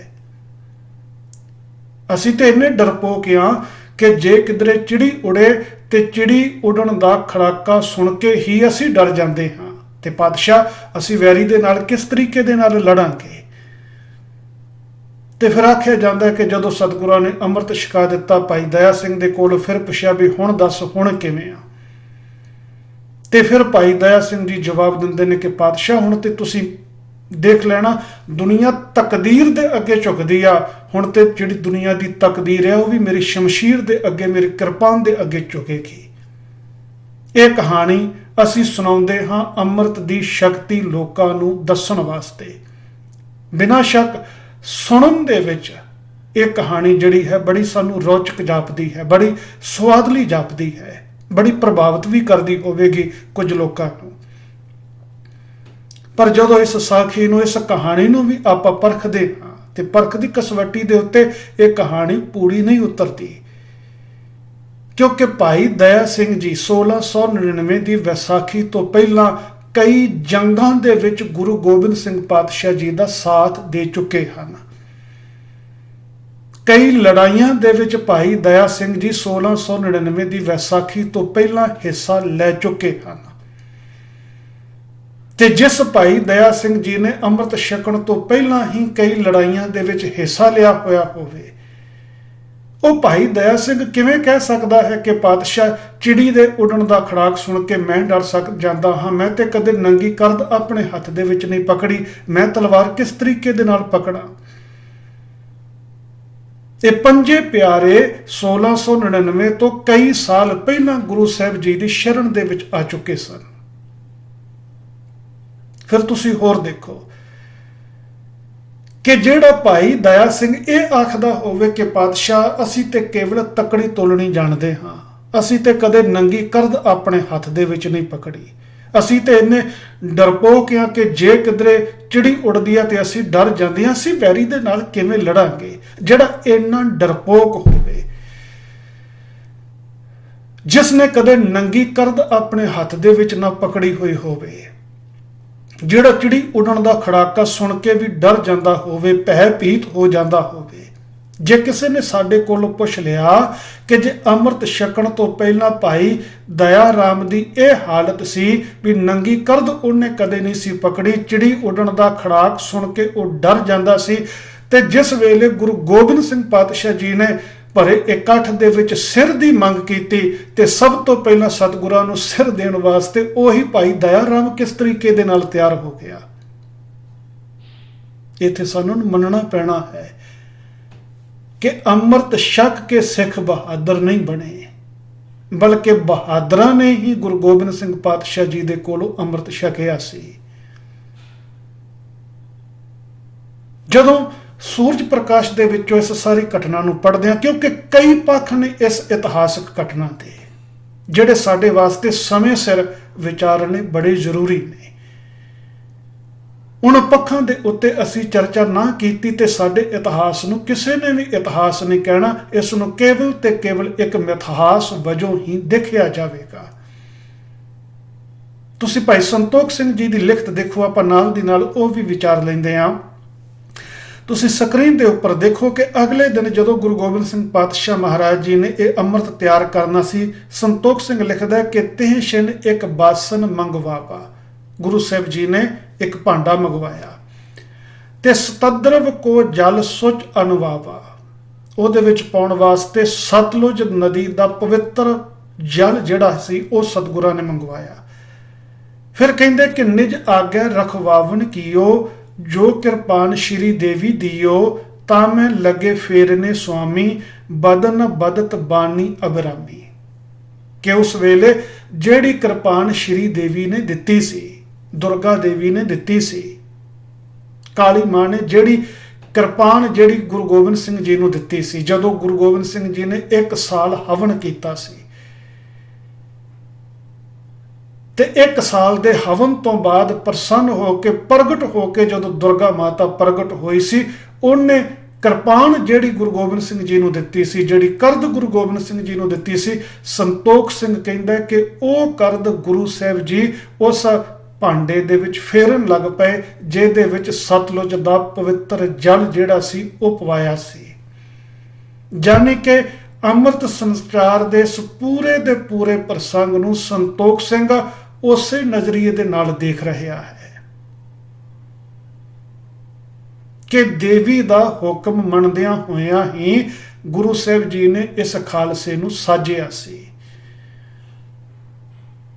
ਦੇਵੀ ਦੀ ਦਿੱਤੀ ਹੋਈ ਕਰਦ ਗੁਰੂ ਸਾਹਿਬ ਉਸ ਪਾਣੀ ਦੇ ਵਿੱਚ ਫੇਰਦੇ ਨੇ। ਫਿਰ ਕਹਿੰਦੇ ਨੇ ਆਪਣੀ ਜ਼ੁਬਾਨ ਤੋਂ ਨਾਲ ਦੀ ਨਾਲ ਸਤਿਗੁਰੂ ਪਾਤਸ਼ਾਹ ਬਾਣੀ ਪੜ੍ਹਦੇ ਨੇ। ਦਇਆ ਸਿੰਘ ਵਰਗੇ ਜਿਹੜੇ 5 ਸਿੱਖ ਨੇ ਉਹ ਸਤਿਗੁਰਾਂ ਦੇ ਸਾਹਮਣੇ ਖਲੋਤੇ ਨੇ। ਫਿਰ ਬਾਣੀਆਂ ਕਿਹੜੀਆਂ ਪੜ੍ਹੀਆਂ, ਕਿਉਂਕਿ ਇਹ ਵੀ ਇੱਕ ਇਹੋ ਜਿਹਾ ਮੁੱਦਾ ਹੈ ਜਿਸ ਦੇ ਸੰਬੰਧ ਵਿੱਚ 12-13 ਜਿਹੜੇ ਨੇ ਪੁਰਾਤਨ ਸਰੋਤ ਸਾਡੇ ਕੋਲ ਮਿਲਦੇ ਪਏ ਨੇ, ਔਰ ਹੈਰਾਨੀ ਦੀ ਗੱਲ ਸਾਰੇ ਹੀ ਇੱਕ ਦੂਸਰੇ ਦੇ ਨਾਲੋਂ ਵੱਖੋ ਵੱਖਰੀ ਵਿਚਾਰਧਾਰਾ ਇਸ ਸੰਬੰਧ ਦੇ ਵਿੱਚ ਰੱਖਦੇ ਪਏ ਨੇ। ਭਾਵੇਂ ਅੱਜ ਰਹਿਤ ਮਰਜ਼ਾਦਾ ਦੇ ਵਿੱਚ ਇਹ ਲਿਖ ਦਿੱਤਾ ਗਿਆ ਕਿ ਜਪ ਜੀ, ਜਾਪ, ਸਵਈਏ, ਚੌਪਈ ਤੇ ਆਨੰਦ ਸਾਹਿਬ ਇਹ ਪੜ੍ਹਿਆ ਜਾਵੇ, ਪਰ ਜਿੰਨੀਆਂ ਵੀ ਪੁਰਾਤਨ ਲਿਖਤਾਂ ਤੁਹਾਨੂੰ ਮਿਲਦੀਆਂ ਹਨ ਉਹ ਇਹਦੇ ਨਾਲ ਸਹਿਮਤੀ ਨਹੀਂ ਪ੍ਰਗਟਾਉਂਦੀਆਂ। ਸੰਤੋਖ ਸਿੰਘ ਸੂਰਜ ਪ੍ਰਕਾਸ਼ ਗ੍ਰੰਥ 19ਵੀਂ ਸਦੀ ਦੇ ਅੱਧ ਦੇ ਵਿੱਚ ਪੂਰਾ ਕਰ ਦਿੰਦਾ ਹੈ, 1842-43 ਦੇ ਵਿੱਚ ਇਸ ਨੂੰ ਪੂਰਾ ਕਰ ਦਿੰਦਾ ਹੈ। ਤੇ ਸੰਤੋਖ ਸਿੰਘ ਇਹਨਾਂ ਬਾਣੀਆਂ ਦੇ ਸੰਬੰਧ ਵਿੱਚ ਲਿਖਦਾ ਹੈ ਕਿ ਜਪਜੀ ਪਾਠ ਪ੍ਰਥਮ ਕਰ ਲੀਨਾ, ਬੌੜ ਸਵਈਏ ਪੜ੍ਹਬੋ ਕੀਨਾ, ਪੌੜੀ ਪੰਚ ਆਨੰਦ ਪੜ੍ਹਿਓ ਹੈ, ਅੰਮ੍ਰਿਤ ਮੈਂ ਬਹੁਤ ਤੇਜ ਬੜਿਓ ਹੈ। ਕਿ ਗੁਰੂ ਸਾਹਿਬ ਜੀ ਨੇ ਜਪਜੀ ਸਾਹਿਬ ਪੜ੍ਹਿਆ, ਉਸ ਤੋਂ ਬਾਅਦ ਸਵਈਏ ਪੜ੍ਹੇ, ਕਿਹੜੇ ਸਵਈਏ ਪੜ੍ਹੇ, ਗੁਰੂ ਗ੍ਰੰਥ ਸਾਹਿਬ ਜੀ ਵਾਲੇ ਸਵਈਏ ਪੜ੍ਹੇ ਜਾਂ ਦਸਮ ਗ੍ਰੰਥ ਵਾਲੇ ਸਵਈਏ ਪੜ੍ਹੇ, ਇਸ ਦਾ ਜ਼ਿਕਰ ਸੰਤੋਖ ਸਿੰਘ ਨੇ ਇੱਥੇ ਨਹੀਂ ਕੀਤਾ। ਫਿਰ ਕਹਿੰਦਾ ਆਨੰਦ ਸਾਹਿਬ ਦੀਆਂ 5 ਪੌੜੀਆਂ ਪੜ੍ਹੀਆਂ ਗਈਆਂ ਤੇ ਅੰਮ੍ਰਿਤ ਦੇ ਵਿੱਚ ਬਹੁਤ ਜ਼ਿਆਦਾ ਤੇਜ ਪ੍ਰਤਾਪ ਜਿਹੜਾ ਸੀ ਉਹ ਪਸਰ ਚੁੱਕਾ ਸੀ। ਜਾਣੀ ਕਿ ਸੰਤੋਖ ਸਿੰਘ ਨਾ ਤੇ ਇਹ ਮੰਨਦਾ ਹੈ ਕਿ ਉਸ ਵੇਲੇ ਜਾਪ ਸਾਹਿਬ ਪੜ੍ਹਿਆ ਗਿਆ, ਨਾ ਇਹ ਮੰਨਦਾ ਹੈ ਕਿ ਉਸ ਵੇਲੇ ਚੌਪਈ ਪੜ੍ਹੀ ਗਈ। ਜਪਜੀ ਦਾ ਜ਼ਿਕਰ ਕਰਦਾ ਹੈ, ਸਵਈਆਂ ਦਾ ਜ਼ਿਕਰ ਕਰਦਾ ਹੈ, ਆਨੰਦ ਸਾਹਿਬ ਦੀਆਂ 5 ਪੌੜੀਆਂ ਦਾ ਜ਼ਿਕਰ ਕਰਦਾ ਹੈ ਕਵੀ ਸੰਤੋਖ ਸਿੰਘ, ਜੋ ਕਿ ਦਮਦਮੀ ਟਕਸਾਲ ਦੇ 5ਵੇਂ ਮੁਖੀ ਗਿਆਨੀ ਸੰਤ ਸਿੰਘ ਦਾ ਵਿਦਿਆਰਥੀ ਹੈ, ਉਹਨਾਂ ਤੋਂ ਪੜ੍ਹਿਆ ਹੋਇਆ ਹੈ। ਪਰ ਮੈਂ ਫਿਰ ਬੇਨਤੀ ਕਰਾਂ, ਸਾਡੇ ਪ੍ਰਚਾਰਕਾਂ ਦੀ ਹੇਰਾਫੇਰੀ, ਬੇਈਮਾਨੀ, ਜਿਹੜੇ ਇਸ ਗ੍ਰੰਥ ਦੀ ਕਥਾ ਕਰਦੇ ਹਨ ਆਮ ਅਸਥਾਨਾਂ ਦੇ ਉੱਤੇ ਨਹੀਂ, ਸਾਡੇ ਕੇਂਦਰੀ ਅਸਥਾਨਾਂ ਦੇ ਉੱਤੇ। ਮੈਂ ਇੱਕ ਕਲਿੱਪ ਆਪ ਜੀ ਨੂੰ ਸੁਣਾਉਂਦਾ ਹਾਂ, ਅੱਧੇ ਕੁ ਮਿੰਟ ਦਾ ਕਲਿੱਪ ਹੈ ਉਹ। ਦੀਵਾਨ ਅਸਥਾਨ ਮੰਜੀ ਸਾਹਿਬ ਅੰਮ੍ਰਿਤਸਰ ਦਾ, ਉੱਥੋਂ ਸੂਰਜ ਪ੍ਰਕਾਸ਼ ਗ੍ਰੰਥ ਦੀ ਕਥਾ ਹੋ ਰਹੀ ਹੈ ਤੇ ਜਿਸ ਵੇਲੇ ਪੰਕਤੀਆਂ ਪੜ੍ਹੀਆਂ ਜਾ ਰਹੀਆਂ ਹਨ ਕਿ ਉੱਥੇ ਅੰਮ੍ਰਿਤ ਤਿਆਰ ਕਰਨ ਵੇਲੇ ਕਿਹੜੀਆਂ ਬਾਣੀਆਂ ਪੜ੍ਹੀਆਂ, ਸਕਰੀਨਸ਼ਾਟ ਤੁਹਾਡੇ ਸਾਹਮਣੇ ਹੈ, ਜੋ ਸੰਤੋਖ ਸਿੰਘ ਲਿਖਦਾ ਪਿਆ ਕਿ ਜਪਜੀ ਦਾ ਪਾਠ ਸਭ ਤੋਂ ਪਹਿਲਾਂ ਪੜ੍ਹਿਆ, ਫਿਰ ਸਵਈਏ ਪੜ੍ਹੇ ਔਰ ਉਸ ਤੋਂ ਬਾਅਦ 5 ਪੌੜੀਆਂ ਆਨੰਦ ਸਾਹਿਬ ਦੀਆਂ ਪੜ੍ਹੀਆਂ। ਪਰ ਜਦੋਂ ਇਹਨਾਂ ਪੰਕਤੀਆਂ ਦੀ ਕਥਾ ਕੀਤੀ ਜਾ ਰਹੀ ਹੈ, ਉਹ ਕਥਾ ਕਿਸ ਤਰੀਕੇ ਦੇ ਨਾਲ ਕੀਤੀ ਜਾ ਰਹੀ ਆ, ਉਹ ਅੱਧੇ ਕੁ ਮਿੰਟ ਦਾ ਕਲਿੱਪ ਹੈ, ਉਹ ਆਪ ਜੀ ਸੁਣ ਲਓ। ਔਰ ਮੈਂ ਚਾਹੁੰਦਾ ਕਿ 2 ਵਾਰੀ ਉਸ ਨੂੰ ਸੁਣੋ, ਪੂਰੇ ਧਿਆਨ ਦੇ ਨਾਲ ਸੁਣੋ, ਤਾਂ ਜੋ ਸਾਨੂੰ ਪਤਾ ਚੱਲੇ ਕਿ ਸੰਤੋਖ ਸਿੰਘ ਨੇ ਕੀ ਲਿਖਿਆ ਹੋਇਆ ਹੈ ਔਰ ਸਾਡੇ ਪ੍ਰਚਾਰਕ ਜਦੋਂ ਉਸ ਨੂੰ ਸਟੇਜ ਤੋਂ ਸੁਣਾਉਂਦੇ ਹਨ ਕਿਸ ਤਰੀਕੇ ਦੇ ਨਾਲ ਉਸ ਨੂੰ ਬਦਲ ਕੇ ਆਪਣੇ ਕੋਲੋਂ ਹੀ ਆਪਣੀ ਮਨੌਤ ਜਿਹੜੀ ਹੈ ਉਹ ਵੀ ਸੰਤੋਖ ਸਿੰਘ ਦੇ ਮੂੰਹ ਦੇ ਵਿੱਚ ਪਾ ਕੇ ਸਾਡੇ ਸਾਹਮਣੇ ਰੱਖ ਦਿੰਦੇ ਹਨ। ਹਾਂਜੀ, ਧਿਆਨ ਦੇ ਨਾਲ ਸੁਣਿਓ ਜੀ। ਹਾਂਜੀ, ਕਿ ਜਿਹੜੇ ਵਿਸ਼ੇਸ਼ 5 ਸਿੱਖ ਹਨ ਉਹ ਅੱਗੇ ਖੜੇ ਹਨ। ਜਪਜੀ ਪਾਠ ਪ੍ਰਥਮ ਕਰ ਲੀਨਾ। ਧੰਨ ਗੁਰੂ ਕਲਗੀਧਰ ਸਾਹਿਬ ਜੀ ਨੇ ਪਹਿਲੀ ਬਾਣੀ ਜਪਜੀ ਸਾਹਿਬ ਪੜ੍ਹੀ ਹੈ। ਬਹੁਰ ਸਵਈਏ ਪੜਬੋ ਕੀਨਾ। ਫਿਰ ਜਪਜੀ ਜਾਪ ਤੇ ਸਵਈਏ ਜਿਹੜੇ ਹਨ ਉਹ ਪੜ੍ਹੇ ਹਨ। ਪੌੜੀ 5 ਆਨੰਦ ਪੜਿਓ ਹੈ। ਚੌਪਈ ਸਾਹਿਬ ਦੀ ਬਾਣੀ ਸੰਪੂਰਨ ਪੜ੍ਹ ਕਰਕੇ ਮਹਾਰਾਜ ਜੀ ਨੇ ਆਨੰਦ ਸਾਹਿਬ ਪੜ੍ਹਿਆ ਹੈ। ਭਾਵ ਇਹ 5 ਬਾਣੀਆਂ ਦਾ ਜਾਪ ਧੰਨ ਗੁਰੂ ਕਲਗੀਧਰ ਸਾਹਿਬ ਜੀ ਕਰ ਰਹੇ ਨੇ। ਸਤਿਗੁਰ ਕੇ ਜਿਹੜੇ ਵਿਸ਼ੇਸ਼ 5 ਸਿੱਖ ਹਨ ਉਹ ਅੱਗੇ ਖੜੇ ਹਨ। ਜਪਜੀ ਪਾਠ ਪ੍ਰਥਮ ਕਰ ਲੀਨਾ। ਧੰਨ ਗੁਰੂ ਕਲਗੀਧਰ ਸਾਹਿਬ ਜੀ ਨੇ ਪਹਿਲੀ ਬਾਣੀ ਜਪਜੀ ਸਾਹਿਬ ਪੜ੍ਹੀ ਹੈ। ਬਹੁਰ ਸਵਈਏ ਪੜਬੋ ਕੀਨਾ। ਫਿਰ ਜਪਜੀ ਜਾਪ ਤੇ ਸਵਈਏ ਜਿਹੜੇ ਹਨ ਉਹ ਪੜ੍ਹੇ ਹਨ। ਪੌੜੀ 5 ਆਨੰਦ ਪੜਿਓ ਹੈ। ਚੌਪਈ ਸਾਹਿਬ ਦੀ ਬਾਣੀ ਸੰਪੂਰਨ ਪੜ੍ਹ ਕਰਕੇ ਮਹਾਰਾਜ ਜੀ ਨੇ ਆਨੰਦ ਸਾਹਿਬ ਪੜ੍ਹਿਆ ਹੈ। ਭਾਵ ਇਹ 5 ਬਾਣੀਆਂ ਦਾ ਜਾਪ ਧੰਨ ਗੁਰੂ ਕਲਗੀਧਰ ਸਾਹਿਬ ਜੀ ਕਰ ਰਹੇ ਨੇ। ਹਾਂਜੀ, ਸੁਣ ਲਿਆ ਆਪ ਜੀ ਨੇ। ਇਹ ਮੰਜੀ ਸਾਹਿਬ ਅੰਮ੍ਰਿਤਸਰ ਦੀਵਾਨ ਹਾਲ, ਉੱਥੇ ਇਹ ਸੂਰਜ ਪ੍ਰਕਾਸ਼ ਗ੍ਰੰਥ ਦੀ ਕਥਾ ਹੋ ਰਹੀ ਹੈ। ਪਾਠ ਪੜਨ ਵਾਲਾ ਜੋ ਸੰਤੋਖ ਸਿੰਘ ਨੇ ਲਿਖਿਆ ਹੈ ਉਹ ਪੰਕਤੀਆਂ ਪੜ੍ਹਦਾ ਪਿਆ ਹੈ। ਉਹਦੇ ਵਿੱਚ ਕਿਧਰੇ ਵੀ ਜਾਪ ਦਾ ਜ਼ਿਕਰ ਨਹੀਂ ਹੈ, ਉਹਦੇ ਵਿੱਚ ਕਿਧਰੇ ਵੀ ਚੌਪਈ ਦਾ ਜ਼ਿਕਰ ਨਹੀਂ ਹੈ। ਪਰ ਕਥਾ ਕਰਨ ਵੇਲੇ ਇਹ ਪੜ੍ਹਿਆ ਗਿਆ ਕਿ ਜਪਜੀ ਤੋਂ ਬਾਅਦ ਜਾਪ ਸਾਹਿਬ ਪੜ੍ਹਿਆ ਗਿਆ, ਫਿਰ ਸਵਈਏ ਪੜ੍ਹੇ ਗਏ, ਫਿਰ ਪੂਰੀ ਚੌਪਈ ਪੜ੍ਹੀ ਗਈ, ਫਿਰ ਪੂਰਾ ਆਨੰਦ ਸਾਹਿਬ ਪੜ੍ਹਿਆ ਗਿਆ। ਮੇਰੇ ਕਹਿਣ ਤੋਂ ਭਾਵ ਅੰਮ੍ਰਿਤ ਤਿਆਰ ਕਰਨ ਵੇਲੇ ਕਿਹੜੀਆਂ ਬਾਣੀਆਂ ਪੜ੍ਹੀਆਂ ਗਈਆਂ, ਜਿੰਨੀਆਂ ਵੀ ਲਿਖਤਾਂ 12-14 ਸਾਨੂੰ ਮਿਲਦੀਆਂ ਨੇ, ਉਹ ਸਾਰੀਆਂ ਇੱਕ ਦੂਸਰੇ ਦੇ ਨਾਲੋਂ ਵੱਖੋ ਵੱਖਰੀ ਵਿਚਾਰਧਾਰਾ ਇਸ ਦੇ ਸੰਬੰਧ ਵਿੱਚ ਰੱਖਦੀਆਂ ਹਨ। ਤੇ ਸੰਤੋਖ ਸਿੰਘ ਕਹਿੰਦਾ ਹੈ ਕਿ ਜਪਜੀ ਪੜ੍ਹਿਆ, ਸਵਈਏ ਪੜ੍ਹੇ, 5 ਪੌੜੀਆਂ ਆਨੰਦ ਸਾਹਿਬ ਦੀਆਂ ਪੜ੍ਹੀਆਂ। ਤੇ ਇੱਕ ਹੋਰ ਹਾਸੋਹੀਣੀ ਗੱਲ ਜਿਹੜੀ ਇਸ ਤੋਂ ਅਗਾਂਹ ਲਿਖਦਾ ਕਿ ਤਿਸ ਸਿਨ ਚਟਕ ਆਏਗੋ ਦੋਊ ਸ੍ਰੀ ਗੁਰ ਦ੍ਰਿਸ਼ਟ ਪਰਤ ਪੇ ਸੋਊ ਇੱਕ ਬਾਸਨ ਮੈਂ ਤਨਕ ਸੁਪਾਇਓ ਤਿਨ ਆਗੇ ਧਰ ਤਬੈ ਪਿਆਇਓ ਭਏ ਵੀਰ ਰਸ ਪੀਵਤ ਦੋਊ ਜੁੱਧ ਕਰਨ ਲਾਗੇ ਮਿਲ ਸੋਊ। ਔਰ ਇਹ ਕਹਾਣੀ ਗੁਰਬਾਣੀ ਪਾਠ ਦਰਪਣ ਦੇ ਵਿੱਚ ਵੀ ਇਸ ਤਰੀਕੇ ਦੇ ਨਾਲ ਲਿਖੀ ਹੋਈ ਹੈ ਕਿ ਉਸ ਵੇਲੇ ਗੁਰੂ ਸਾਹਿਬ ਜੀ ਦੇ ਕੋਲ 2 ਚਿੜੇ ਆਏ ਤੇ ਗੁਰੂ ਸਾਹਿਬ ਜੀ ਨੇ ਇੱਕ ਬਾਟੇ ਦੇ ਵਿੱਚ ਥੋੜਾ ਜਿਹਾ ਅੰਮ੍ਰਿਤ ਪਾ ਕੇ ਉਹਨਾਂ ਦੇ ਅੱਗੇ ਰੱਖ ਦਿੱਤਾ। ਉਹਨਾਂ ਨੇ ਉਹ ਅੰਮ੍ਰਿਤ ਪੀਤਾ ਤੇ ਉਹ ਦੋਨੋਂ ਚਿੜੇ ਜਿਹੜੇ ਨੇ ਆਪਸ ਦੇ ਵਿੱਚ ਹੀ ਲੜ ਕੇ ਮਰ ਗਏ। ਤੇ ਗੁਰੂ ਸਾਹਿਬ ਨੇ ਦੇਖਿਆ ਕਿ ਅੰਮ੍ਰਿਤ ਦੇ ਵਿੱਚ ਤੇ ਬਹੁਤ ਜ਼ਿਆਦਾ ਤੇਜ ਪ੍ਰਤਾਪ ਜਿਹੜਾ ਹੈ ਵੱਧ ਚੁੱਕਾ ਹੈ। ਫਿਰ ਇਹਦੇ ਨਾਲ ਉਹ ਸਾਰੀ ਕਹਾਣੀ ਦਿੱਤੀ ਹੈ ਕਿ ਉਸ ਵੇਲੇ ਇੱਕ ਸਿੱਖ ਜਿਸ ਦਾ ਨਾਮ ਭਾਈ ਰਾਮ ਕੋਇਰ ਲਿਖਿਆ ਹੈ, ਜਿਸ ਨੂੰ ਗੁਰਬਖਸ਼ ਸਿੰਘ ਆਖਦੇ ਨੇ, ਜਿਸ ਤੋਂ ਅਗਾਂਹ ਸਾਹਿਬ ਸਿੰਘ ਦਾ ਨਾਮ ਚੱਲਦਾ ਹੈ ਉਹਨਾਂ ਦੇ ਸੇਵਕ ਦਾ, ਜਿਹਦੇ ਕੋਲੋਂ ਇਹ ਸਾਰੀ ਕਥਾ ਕਵੀ ਸੰਤੋਖ ਸਿੰਘ ਦਾਅਵਾ ਕਰਦਾ ਹੈ ਕਿ ਉਹਨਾਂ ਦੇ ਕੋਲ ਅਪੜੀ ਹੈ, ਜਿਨ੍ਹਾਂ ਦੇ ਰਾਹੀਂ ਖੈਰ ਕਿ ਉਸ ਰਾਮ ਕੋਇਰ ਨੇ ਜਾ ਕੇ ਬੀਬੀ ਜੀਤੋ ਜੀ ਦੇ ਪਾਸ ਜਾ ਕੇ ਇਹ ਬੇਨਤੀ ਕੀਤੀ, ਇਹ ਫਰਿਆਦ ਕੀਤੀ ਕਿ ਗੁਰੂ ਸਾਹਿਬ ਜੀ ਨੇ ਅੰਮ੍ਰਿਤ ਤਿਆਰ ਕੀਤਾ, ਪਰ ਉਹ ਅੰਮ੍ਰਿਤ ਇੰਨੇ ਜ਼ਿਆਦਾ ਤੇਜ਼ ਵਾਲਾ ਹੈ ਕਿ 2 ਚਿੜੀਆਂ ਨੇ ਉਹ ਅੰਮ੍ਰਿਤ ਪੀਤਾ ਹੈ ਤੇ ਉਹ ਚਿੜੇ ਆਪਸ ਦੇ ਵਿੱਚ ਲੜ ਕੇ ਮਰ ਗਏ। ਤੇ ਉਸ ਤੋਂ ਬਾਅਦ ਬੀਬੀ ਜੀਤੋ ਜੀ ਜਿਹੜੇ ਹਨ ਉਹ ਪਤਾਸੇ ਲੈ ਕੇ ਗੁਰੂ ਸਾਹਿਬ ਜੀ ਦੇ ਪਾਸ ਆਏ ਤੇ ਉਸ ਨੇ ਫਿਰ ਉਹ ਪਤਾਸੇ ਪਾਏ ਤੇ ਤਾਂ ਫਿਰ ਅੰਮ੍ਰਿਤ ਦੇ ਵਿੱਚ ਜਿਹੜੀ ਹੈ ਉਹ ਮਿਠਾਸ ਆਈ। ਤੇ ਗੁਰੂ ਸਾਹਿਬ ਜੀ ਨੇ ਆਖਿਆ, ਜੇ ਤੁਸੀਂ ਪਤਾਸੇ ਨਾ ਪਾਉਂਦੇ, ਇੱਥੇ ਪੰਕਤੀਆਂ ਹਨ ਮੈਂ ਪੜ੍ਹ ਕੇ ਆਪ ਜੀ ਨੂੰ ਸੁਣਾ ਦਿੰਦਾ। ਗੁਰੂ ਸਾਹਿਬ ਜੀ ਨੇ ਆਖਿਆ ਕਿ ਭਲੋ ਭਇਓ ਤੂੰ ਚੱਲ ਕਰ ਆਈ, ਨੀਰ ਵਿਖੇ ਪਾਈ ਮਧਰਾਈ, ਨਾਤੁਰ ਪੰਥ ਹੋਟ ਬਦ ਕਰੂਰਾ, ਤੇਜ ਕ੍ਰੋਧ ਕਲਹ ਕਰ ਪੂਰਾ। ਵੀ ਚੰਗਾ ਹੋਇਆ ਤੁਸੀਂ ਆ ਗਏ, ਤੁਸੀਂ ਆਣ ਕੇ ਪਾਣੀ ਦੇ ਵਿੱਚ ਪਤਾਸੇ ਪਾ ਦਿੱਤੇ। ਜੇ ਤੁਸੀਂ ਪਤਾਸੇ ਨਾ ਪਾਉਂਦੇ ਤੇ ਜਿਹੜਾ ਪੰਥ ਸੀਗਾ ਇਹ ਬਹੁਤ ਕਰੂੜ ਹੋਣਾ ਸੀ, ਬਹੁਤ ਕ੍ਰੋਧ ਦੇ ਨਾਲ, ਕਲਾ ਕਲੇਸ਼ਾਂ, ਲੜਾਈਆਂ ਝਗੜਿਆਂ ਦੇ ਨਾਲ ਇਹਨੇ ਭਰ ਜਾਣਾ ਸੀ। ਆਪਨ ਬੇਗਾਨਾ ਸਮਝਤ ਨਾਹੀ, ਕਰਤ ਜੰਗ ਦਿਨ ਰਹਿਣ ਬਤਾਹੀ, ਮਿਲੇ ਆਪਸ ਮੈਂ ਮੋਹ ਨਾ ਕਰਹੀ, ਰਿਸਮੋ ਪਰੇ ਸ਼ਸਤਰ ਪਰ ਹਰਹੀ। ਕਿ ਜੇਕਰ ਤੁਸੀਂ ਪਤਾਸੇ ਨਾ ਪਾਉਂਦੇ ਤਾਂ ਇਹਨਾਂ ਨੇ ਆਪਸ ਦੇ ਵਿੱਚ ਹੀ ਲੜ ਕੇ ਮਰ ਜਾਣਾ ਸੀ, ਇਹਨਾਂ ਦਾ ਆਪਸ ਦੇ ਵਿੱਚ ਪਿਆਰ ਨਹੀਂ ਸੀ ਹੋਣਾ।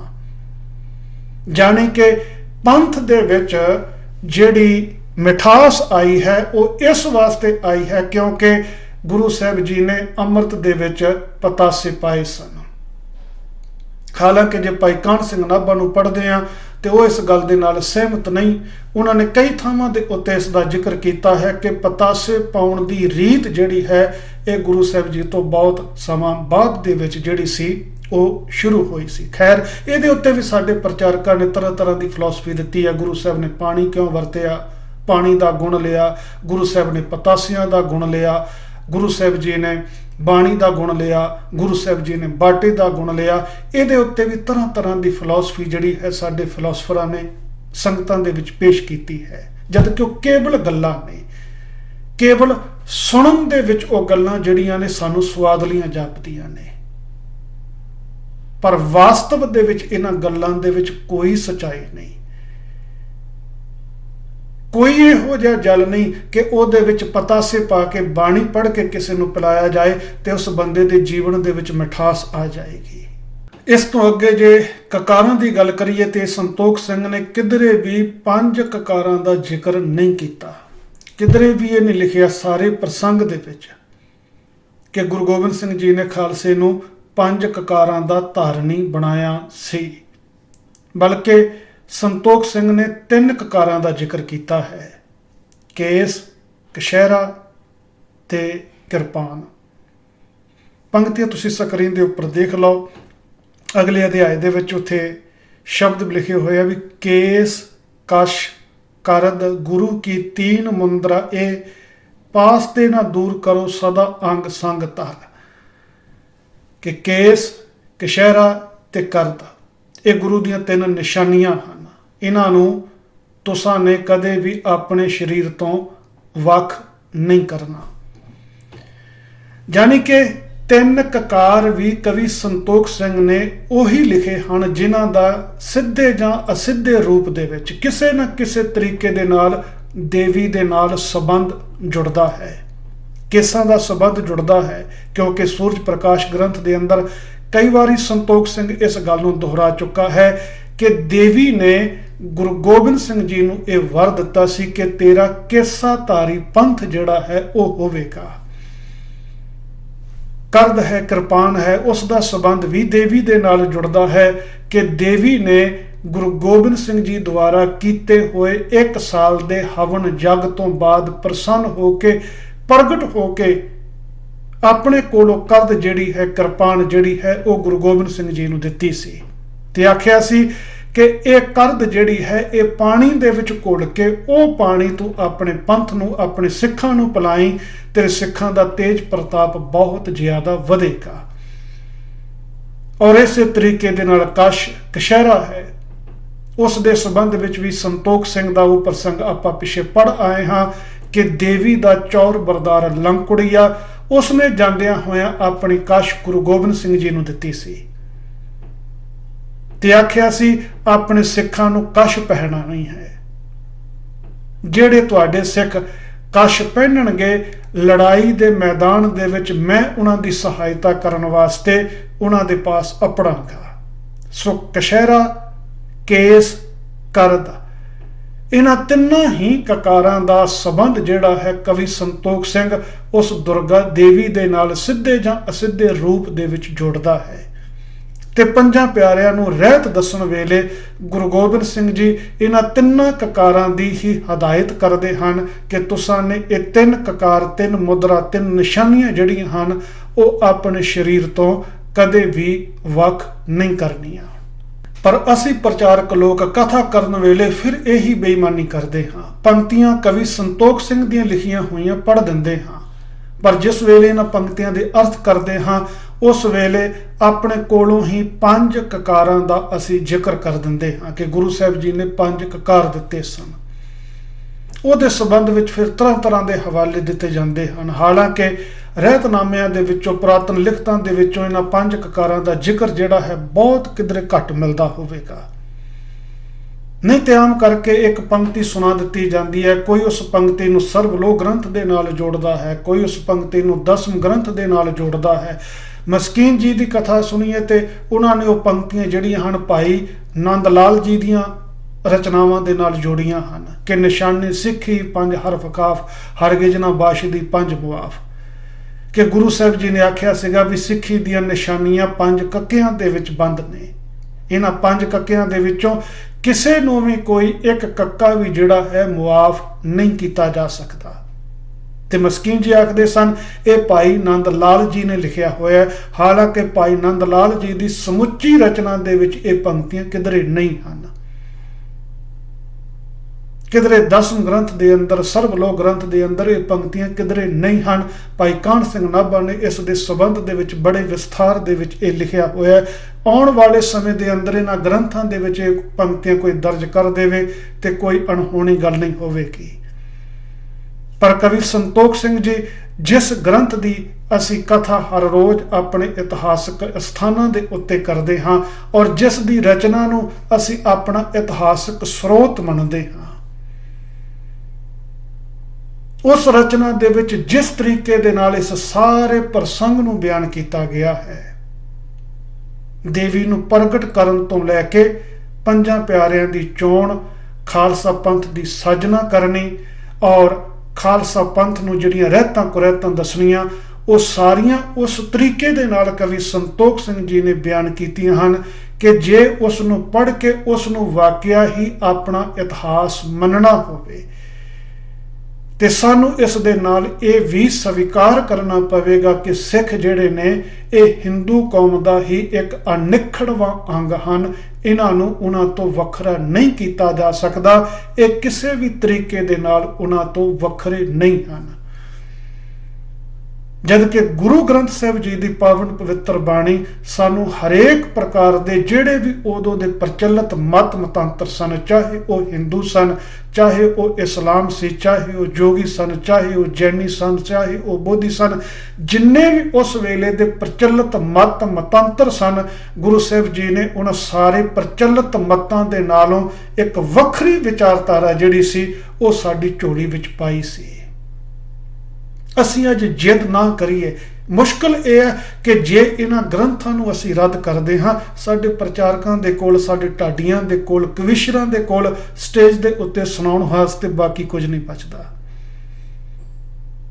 ਜਿਸ ਵਾਸਤੇ ਉਹ ਇਸ ਸਾਰੇ ਕੁਝ ਨੂੰ ਜੱਫਾ ਮਾਰ ਕੇ ਬੈਠੇ ਹੋਏ ਹਨ।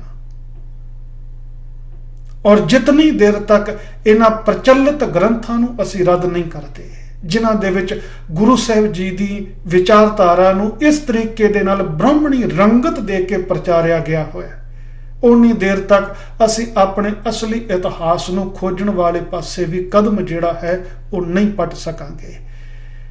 1699 ਦੀ ਵੈਸਾਖੀ ਨੂੰ ਕੀ ਹੋਇਆ, ਜੇ ਉਸ ਨੂੰ ਜਾਣਨਾ ਹੈ, 5 ਪਿਆਰਿਆਂ ਦੀ ਚੋਣ ਕਿਵੇਂ ਹੋਈ, ਜੇ ਉਹ ਸਾਰਾ ਕੁਝ ਸੋਚਣ ਵਾਲੇ ਪਾਸੇ ਅਸੀਂ ਤੁਰਨਾ ਹੈ, ਤੇ ਜੋ ਕੁਝ ਇਹ ਪ੍ਰਚਲਿਤ ਸਾਖੀਆਂ ਸਾਨੂੰ ਸੁਣਾਈਆਂ ਜਾਂਦੀਆਂ ਹਨ, ਚਾਹੇ ਉਹ ਤੰਬੂ ਦੀ ਆੜ ਦੇ ਵਿੱਚ ਸੁਣਾਈਆਂ ਜਾਂਦੀਆਂ ਹਨ, ਚਾਹੇ ਉਹ ਕਿਸੇ ਹੋਰ ਤਰੀਕੇ ਦੇ ਨਾਲ ਕਿਸੇ ਹੋਰ ਮਨੌਤ ਨੂੰ ਪੈਦਾ ਕਰਨ ਵਾਸਤੇ ਸੁਣਾਈਆਂ ਜਾਂਦੀਆਂ ਹਨ, ਉਹਨਾਂ ਸਾਰਿਆਂ ਨੂੰ ਸਾਨੂੰ ਰੱਦ ਕਰਨਾ ਪਵੇਗਾ। ਫਿਰ ਅਸੀਂ ਸੋਚ ਸਕਾਂਗੇ ਕਿ ਕਿਸ ਤਰੀਕੇ ਦੇ ਨਾਲ ਗੁਰੂ ਸਾਹਿਬ ਜੀ ਨੇ ਉਸ ਦਿਨ 5 ਪਿਆਰਿਆਂ ਦੀ ਚੋਣ ਕੀਤੀ, ਔਰ 5 ਪਿਆਰਿਆਂ ਦੀ ਚੋਣ ਕਰਨ ਦਾ ਗੁਰੂ ਗੋਬਿੰਦ ਸਿੰਘ ਪਾਤਸ਼ਾਹ ਜੀ ਦਾ ਮਕਸਦ ਕੀ ਸੀ। ਅਜੋਕੇ ਸਮੇਂ ਦੇ ਅੰਦਰ ਅੱਜ ਤੱਕ ਤੇ ਜੇ ਇਮਾਨਦਾਰੀ ਦੇ ਨਾਲ ਜੇ ਸੱਚਾਈ ਦੀ ਗੱਲ ਕਰਨੀ ਹੋਵੇ ਤੇ ਕੇਵਲ ਇੰਨਾ ਅਸੀਂ ਕਹਿ ਸਕਦੇ ਹਾਂ ਕਿ ਉਸ ਦਿਨ ਗੁਰੂ ਸਾਹਿਬ ਜੀ ਨੇ 5 ਪਿਆਰਿਆਂ ਨੂੰ ਚੁਣਿਆ ਸੀ। ਕਿਸ ਤਰੀਕੇ ਦੇ ਨਾਲ ਚੁਣਿਆ, ਜੋ ਕੁਝ ਸਾਨੂੰ ਸੁਣਾਇਆ ਜਾ ਰਿਹਾ ਹੈ ਉਹ ਤਰਕ ਦੀ ਕਸਵੱਟੀ ਦੇ ਉੱਤੇ, ਪਰਖ ਦੀ ਕਸਵੱਟੀ ਦੇ ਉੱਤੇ ਬਿਲਕੁਲ ਵੀ ਪੂਰਾ ਨਹੀਂ ਉਤਰਦਾ। ਅਸੀਂ ਜਿੱਦ ਨਾ ਕਰੀਏ ਕਿ ਸਾਡੇ ਇਤਿਹਾਸ ਦੇ ਵੱਡੇ ਵੱਡੇ ਗ੍ਰੰਥ ਲਿਖੇ ਹੋਏ ਹੋਵਣ ਤਾਂ ਹੀ ਸਾਡਾ ਇਤਿਹਾਸ ਮਹਾਨ ਹੋਵੇਗਾ। ਇਤਿਹਾਸ ਦੀ ਛੋਟੀ ਜਿਹੀ ਕਿਤਾਬ ਵੀ ਲਿਖੀ ਹੋਈ ਹੋਵੇ, ਪਰ ਉਹ ਇਸ ਤਰੀਕੇ ਦੇ ਨਾਲ ਲਿਖੀ ਹੋਈ ਹੋਵੇ, ਅੱਜ ਤੇ ਕੀ, ਅੱਜ ਤੋਂ 100 ਸਾਲ ਬਾਅਦ, 1000 ਸਾਲ ਬਾਅਦ ਵੀ ਕੋਈ ਉਸ ਨੂੰ ਪੜ੍ਹੇ ਤੇ ਪੜ੍ਹਨ ਵਾਲਾ ਆਖੇ ਕਿ ਹਾਂ ਵਾਕਈ ਇਹ ਇਤਿਹਾਸ ਹੈ, ਵਾਕਈ ਇਸੇ ਤਰੀਕੇ ਦੇ ਨਾਲ ਹੋਇਆ ਹੋਵੇਗਾ। ਇਹਦੇ ਵਿੱਚ ਕੁਝ ਵੀ ਅਜਿਹਾ ਨਹੀਂ ਜੋ ਗੈਰ ਕੁਦਰਤੀ ਹੋਵੇ, ਜੋ ਕੁਝ ਨਹੀਂ ਘਟ ਸਕਦਾ। ਨਹੀਂ ਤੇ ਅਸੀਂ ਵੱਡੇ ਵੱਡੇ ਗ੍ਰੰਥ ਤੇ ਇਤਿਹਾਸ ਦੇ ਨਾਮ ਦੇ ਉੱਤੇ ਲਿਖ ਕੇ ਲੋਕਾਂ ਦੇ ਵਿੱਚ ਪ੍ਰਚਲਿਤ ਕਰ ਦਿਆਂਗੇ, ਪਰ ਜਦੋਂ ਦੁਨੀਆ ਦੇ ਲੋਕ ਉਹਨਾਂ ਕਥਾ ਕਹਾਣੀਆਂ ਨੂੰ ਪੜ੍ਹਨਗੇ ਸਿਰ ਹਿਲਾ ਦੇਣਗੇ, ਆਖਣਗੇ ਕਿ ਇਹ ਜਿਸ ਤਰੀਕੇ ਦੇ ਨਾਲ ਹਿੰਦੂ ਧਰਮ ਦੀਆਂ ਪ੍ਰਚਲਿਤ ਕਥਾ ਕਹਾਣੀਆਂ ਮਿਥਿਹਾਸਕ ਹਨ, ਮਨ ਘੜਤ ਹਨ, ਉਸੇ ਤਰੀਕੇ ਦੇ ਨਾਲ ਹੀ ਸਿੱਖ ਧਰਮ ਦੇ ਅੰਦਰ ਸੁਣਾਈਆਂ ਜਾਣ ਵਾਲੀਆਂ ਇਹ ਕਥਾ ਕਹਾਣੀਆਂ ਵੀ ਸਾਰੀਆਂ ਦੀ ਸਾਰੀਆਂ ਮਨ ਘੜਤ ਨੇ, ਮਿਥਿਹਾਸਕ ਨੇ, ਗੈਰ ਕੁਦਰਤੀ ਨੇ। ਨਹੀਂ ਤੇ ਬੜਾ ਇੱਕ ਅਹਿਮ ਦਿਹਾੜਾ 5 ਪਿਆਰਿਆਂ ਦੀ ਚੋਣ ਗੁਰੂ ਗੋਬਿੰਦ ਸਿੰਘ ਜੀ ਦੁਆਰਾ ਕੀਤੀ ਜਾਣੀ। ਜੇ ਇਹ ਜਿੰਨਾ ਵੀ ਨਾਟਕ ਸਾਡੇ ਸਾਹਮਣੇ ਪੇਸ਼ ਕੀਤਾ ਜਾਂਦਾ ਹੈ, ਜੇ ਸਾਰੇ ਨਾਟਕ ਨੂੰ ਲਾਂਭੇ ਰੱਖ ਕੇ ਦੇਖੀਏ, ਉਹ 5 ਪਿਆਰੇ ਉਹ ਵਾਕਈ ਉਹ ਸਨ ਜਿਨ੍ਹਾਂ ਨੇ ਗੁਰੂ ਨੂੰ ਆਪਣਾ ਆਪਾ ਅਰਪਣ ਕੀਤਾ ਹੋਇਆ ਸੀ, ਤੇ ਉਹਨਾਂ ਦੇ ਇਸ ਅਕੀਦੇ ਨੂੰ ਜਾਣਨ ਵਾਸਤੇ ਗੁਰੂ ਸਾਹਿਬ ਨੂੰ ਕੋਈ ਤਮਾਸ਼ਾ ਕਰਨ ਦੀ ਜ਼ਰੂਰਤ ਨਹੀਂ ਸੀ। ਪਿਛਲੇ ਕਈ ਸਾਲਾਂ ਤੋਂ ਉਹ ਗੁਰੂ ਸਾਹਿਬ ਜੀ ਦਾ ਸਾਥ ਨਿਭਾਉਂਦੇ ਆ ਰਹੇ ਸਨ। ਜਿਨ੍ਹਾਂ 5 ਨੂੰ ਗੁਰੂ ਗੋਬਿੰਦ ਸਿੰਘ ਪਾਤਸ਼ਾਹ ਮਹਾਰਾਜ ਜੀ ਨੇ ਇਹ ਵਡਿਆਈ ਬਖਸ਼ੀ, ਉਹ 5 ਉਹ ਸਨ ਜਿਹੜੇ ਵੱਖੋ ਵੱਖਰੀਆਂ ਜਾਤਾਂ ਦੇ ਨਾਲ ਸੰਬੰਧ ਰੱਖਣ ਵਾਲੇ ਸਨ, ਜਿਹੜੇ ਵੱਖੋ ਵੱਖਰੇ ਇਲਾਕਿਆਂ ਦੇ ਨਾਲ ਸੰਬੰਧ ਰੱਖਣ ਵਾਲੇ ਸਨ, ਜਿਨ੍ਹਾਂ ਦੀ ਬੋਲੀ ਵੱਖੋ ਵੱਖਰੀ ਸੀ। ਇੱਕ ਖੱਤਰੀ ਹੈ, ਇੱਕ ਜੱਟ ਹੈ, ਇੱਕ ਸ਼ਿੰਬਾ ਹੈ, ਇੱਕ ਝੀਵਰ ਹੈ, ਇੱਕ ਨਾਈ ਹੈ। ਕੇਵਲ ਨੀਵੀਂ ਜਾਤ ਦੇ ਹੀ ਗੁਰੂ ਗੋਬਿੰਦ ਸਿੰਘ ਪਾਤਸ਼ਾਹ ਮਹਾਰਾਜ ਜੀ ਨੇ 5 ਪਿਆਰੇ ਨਹੀਂ ਚੁਣੇ, ਉਹਦੇ ਵਿੱਚ ਭਾਈ ਦਇਆ ਸਿੰਘ ਉੱਚੀ ਕੁਲ ਵਾਲੇ ਵੀ ਨੇ, ਖੱਤਰੀ ਵੀ ਨੇ।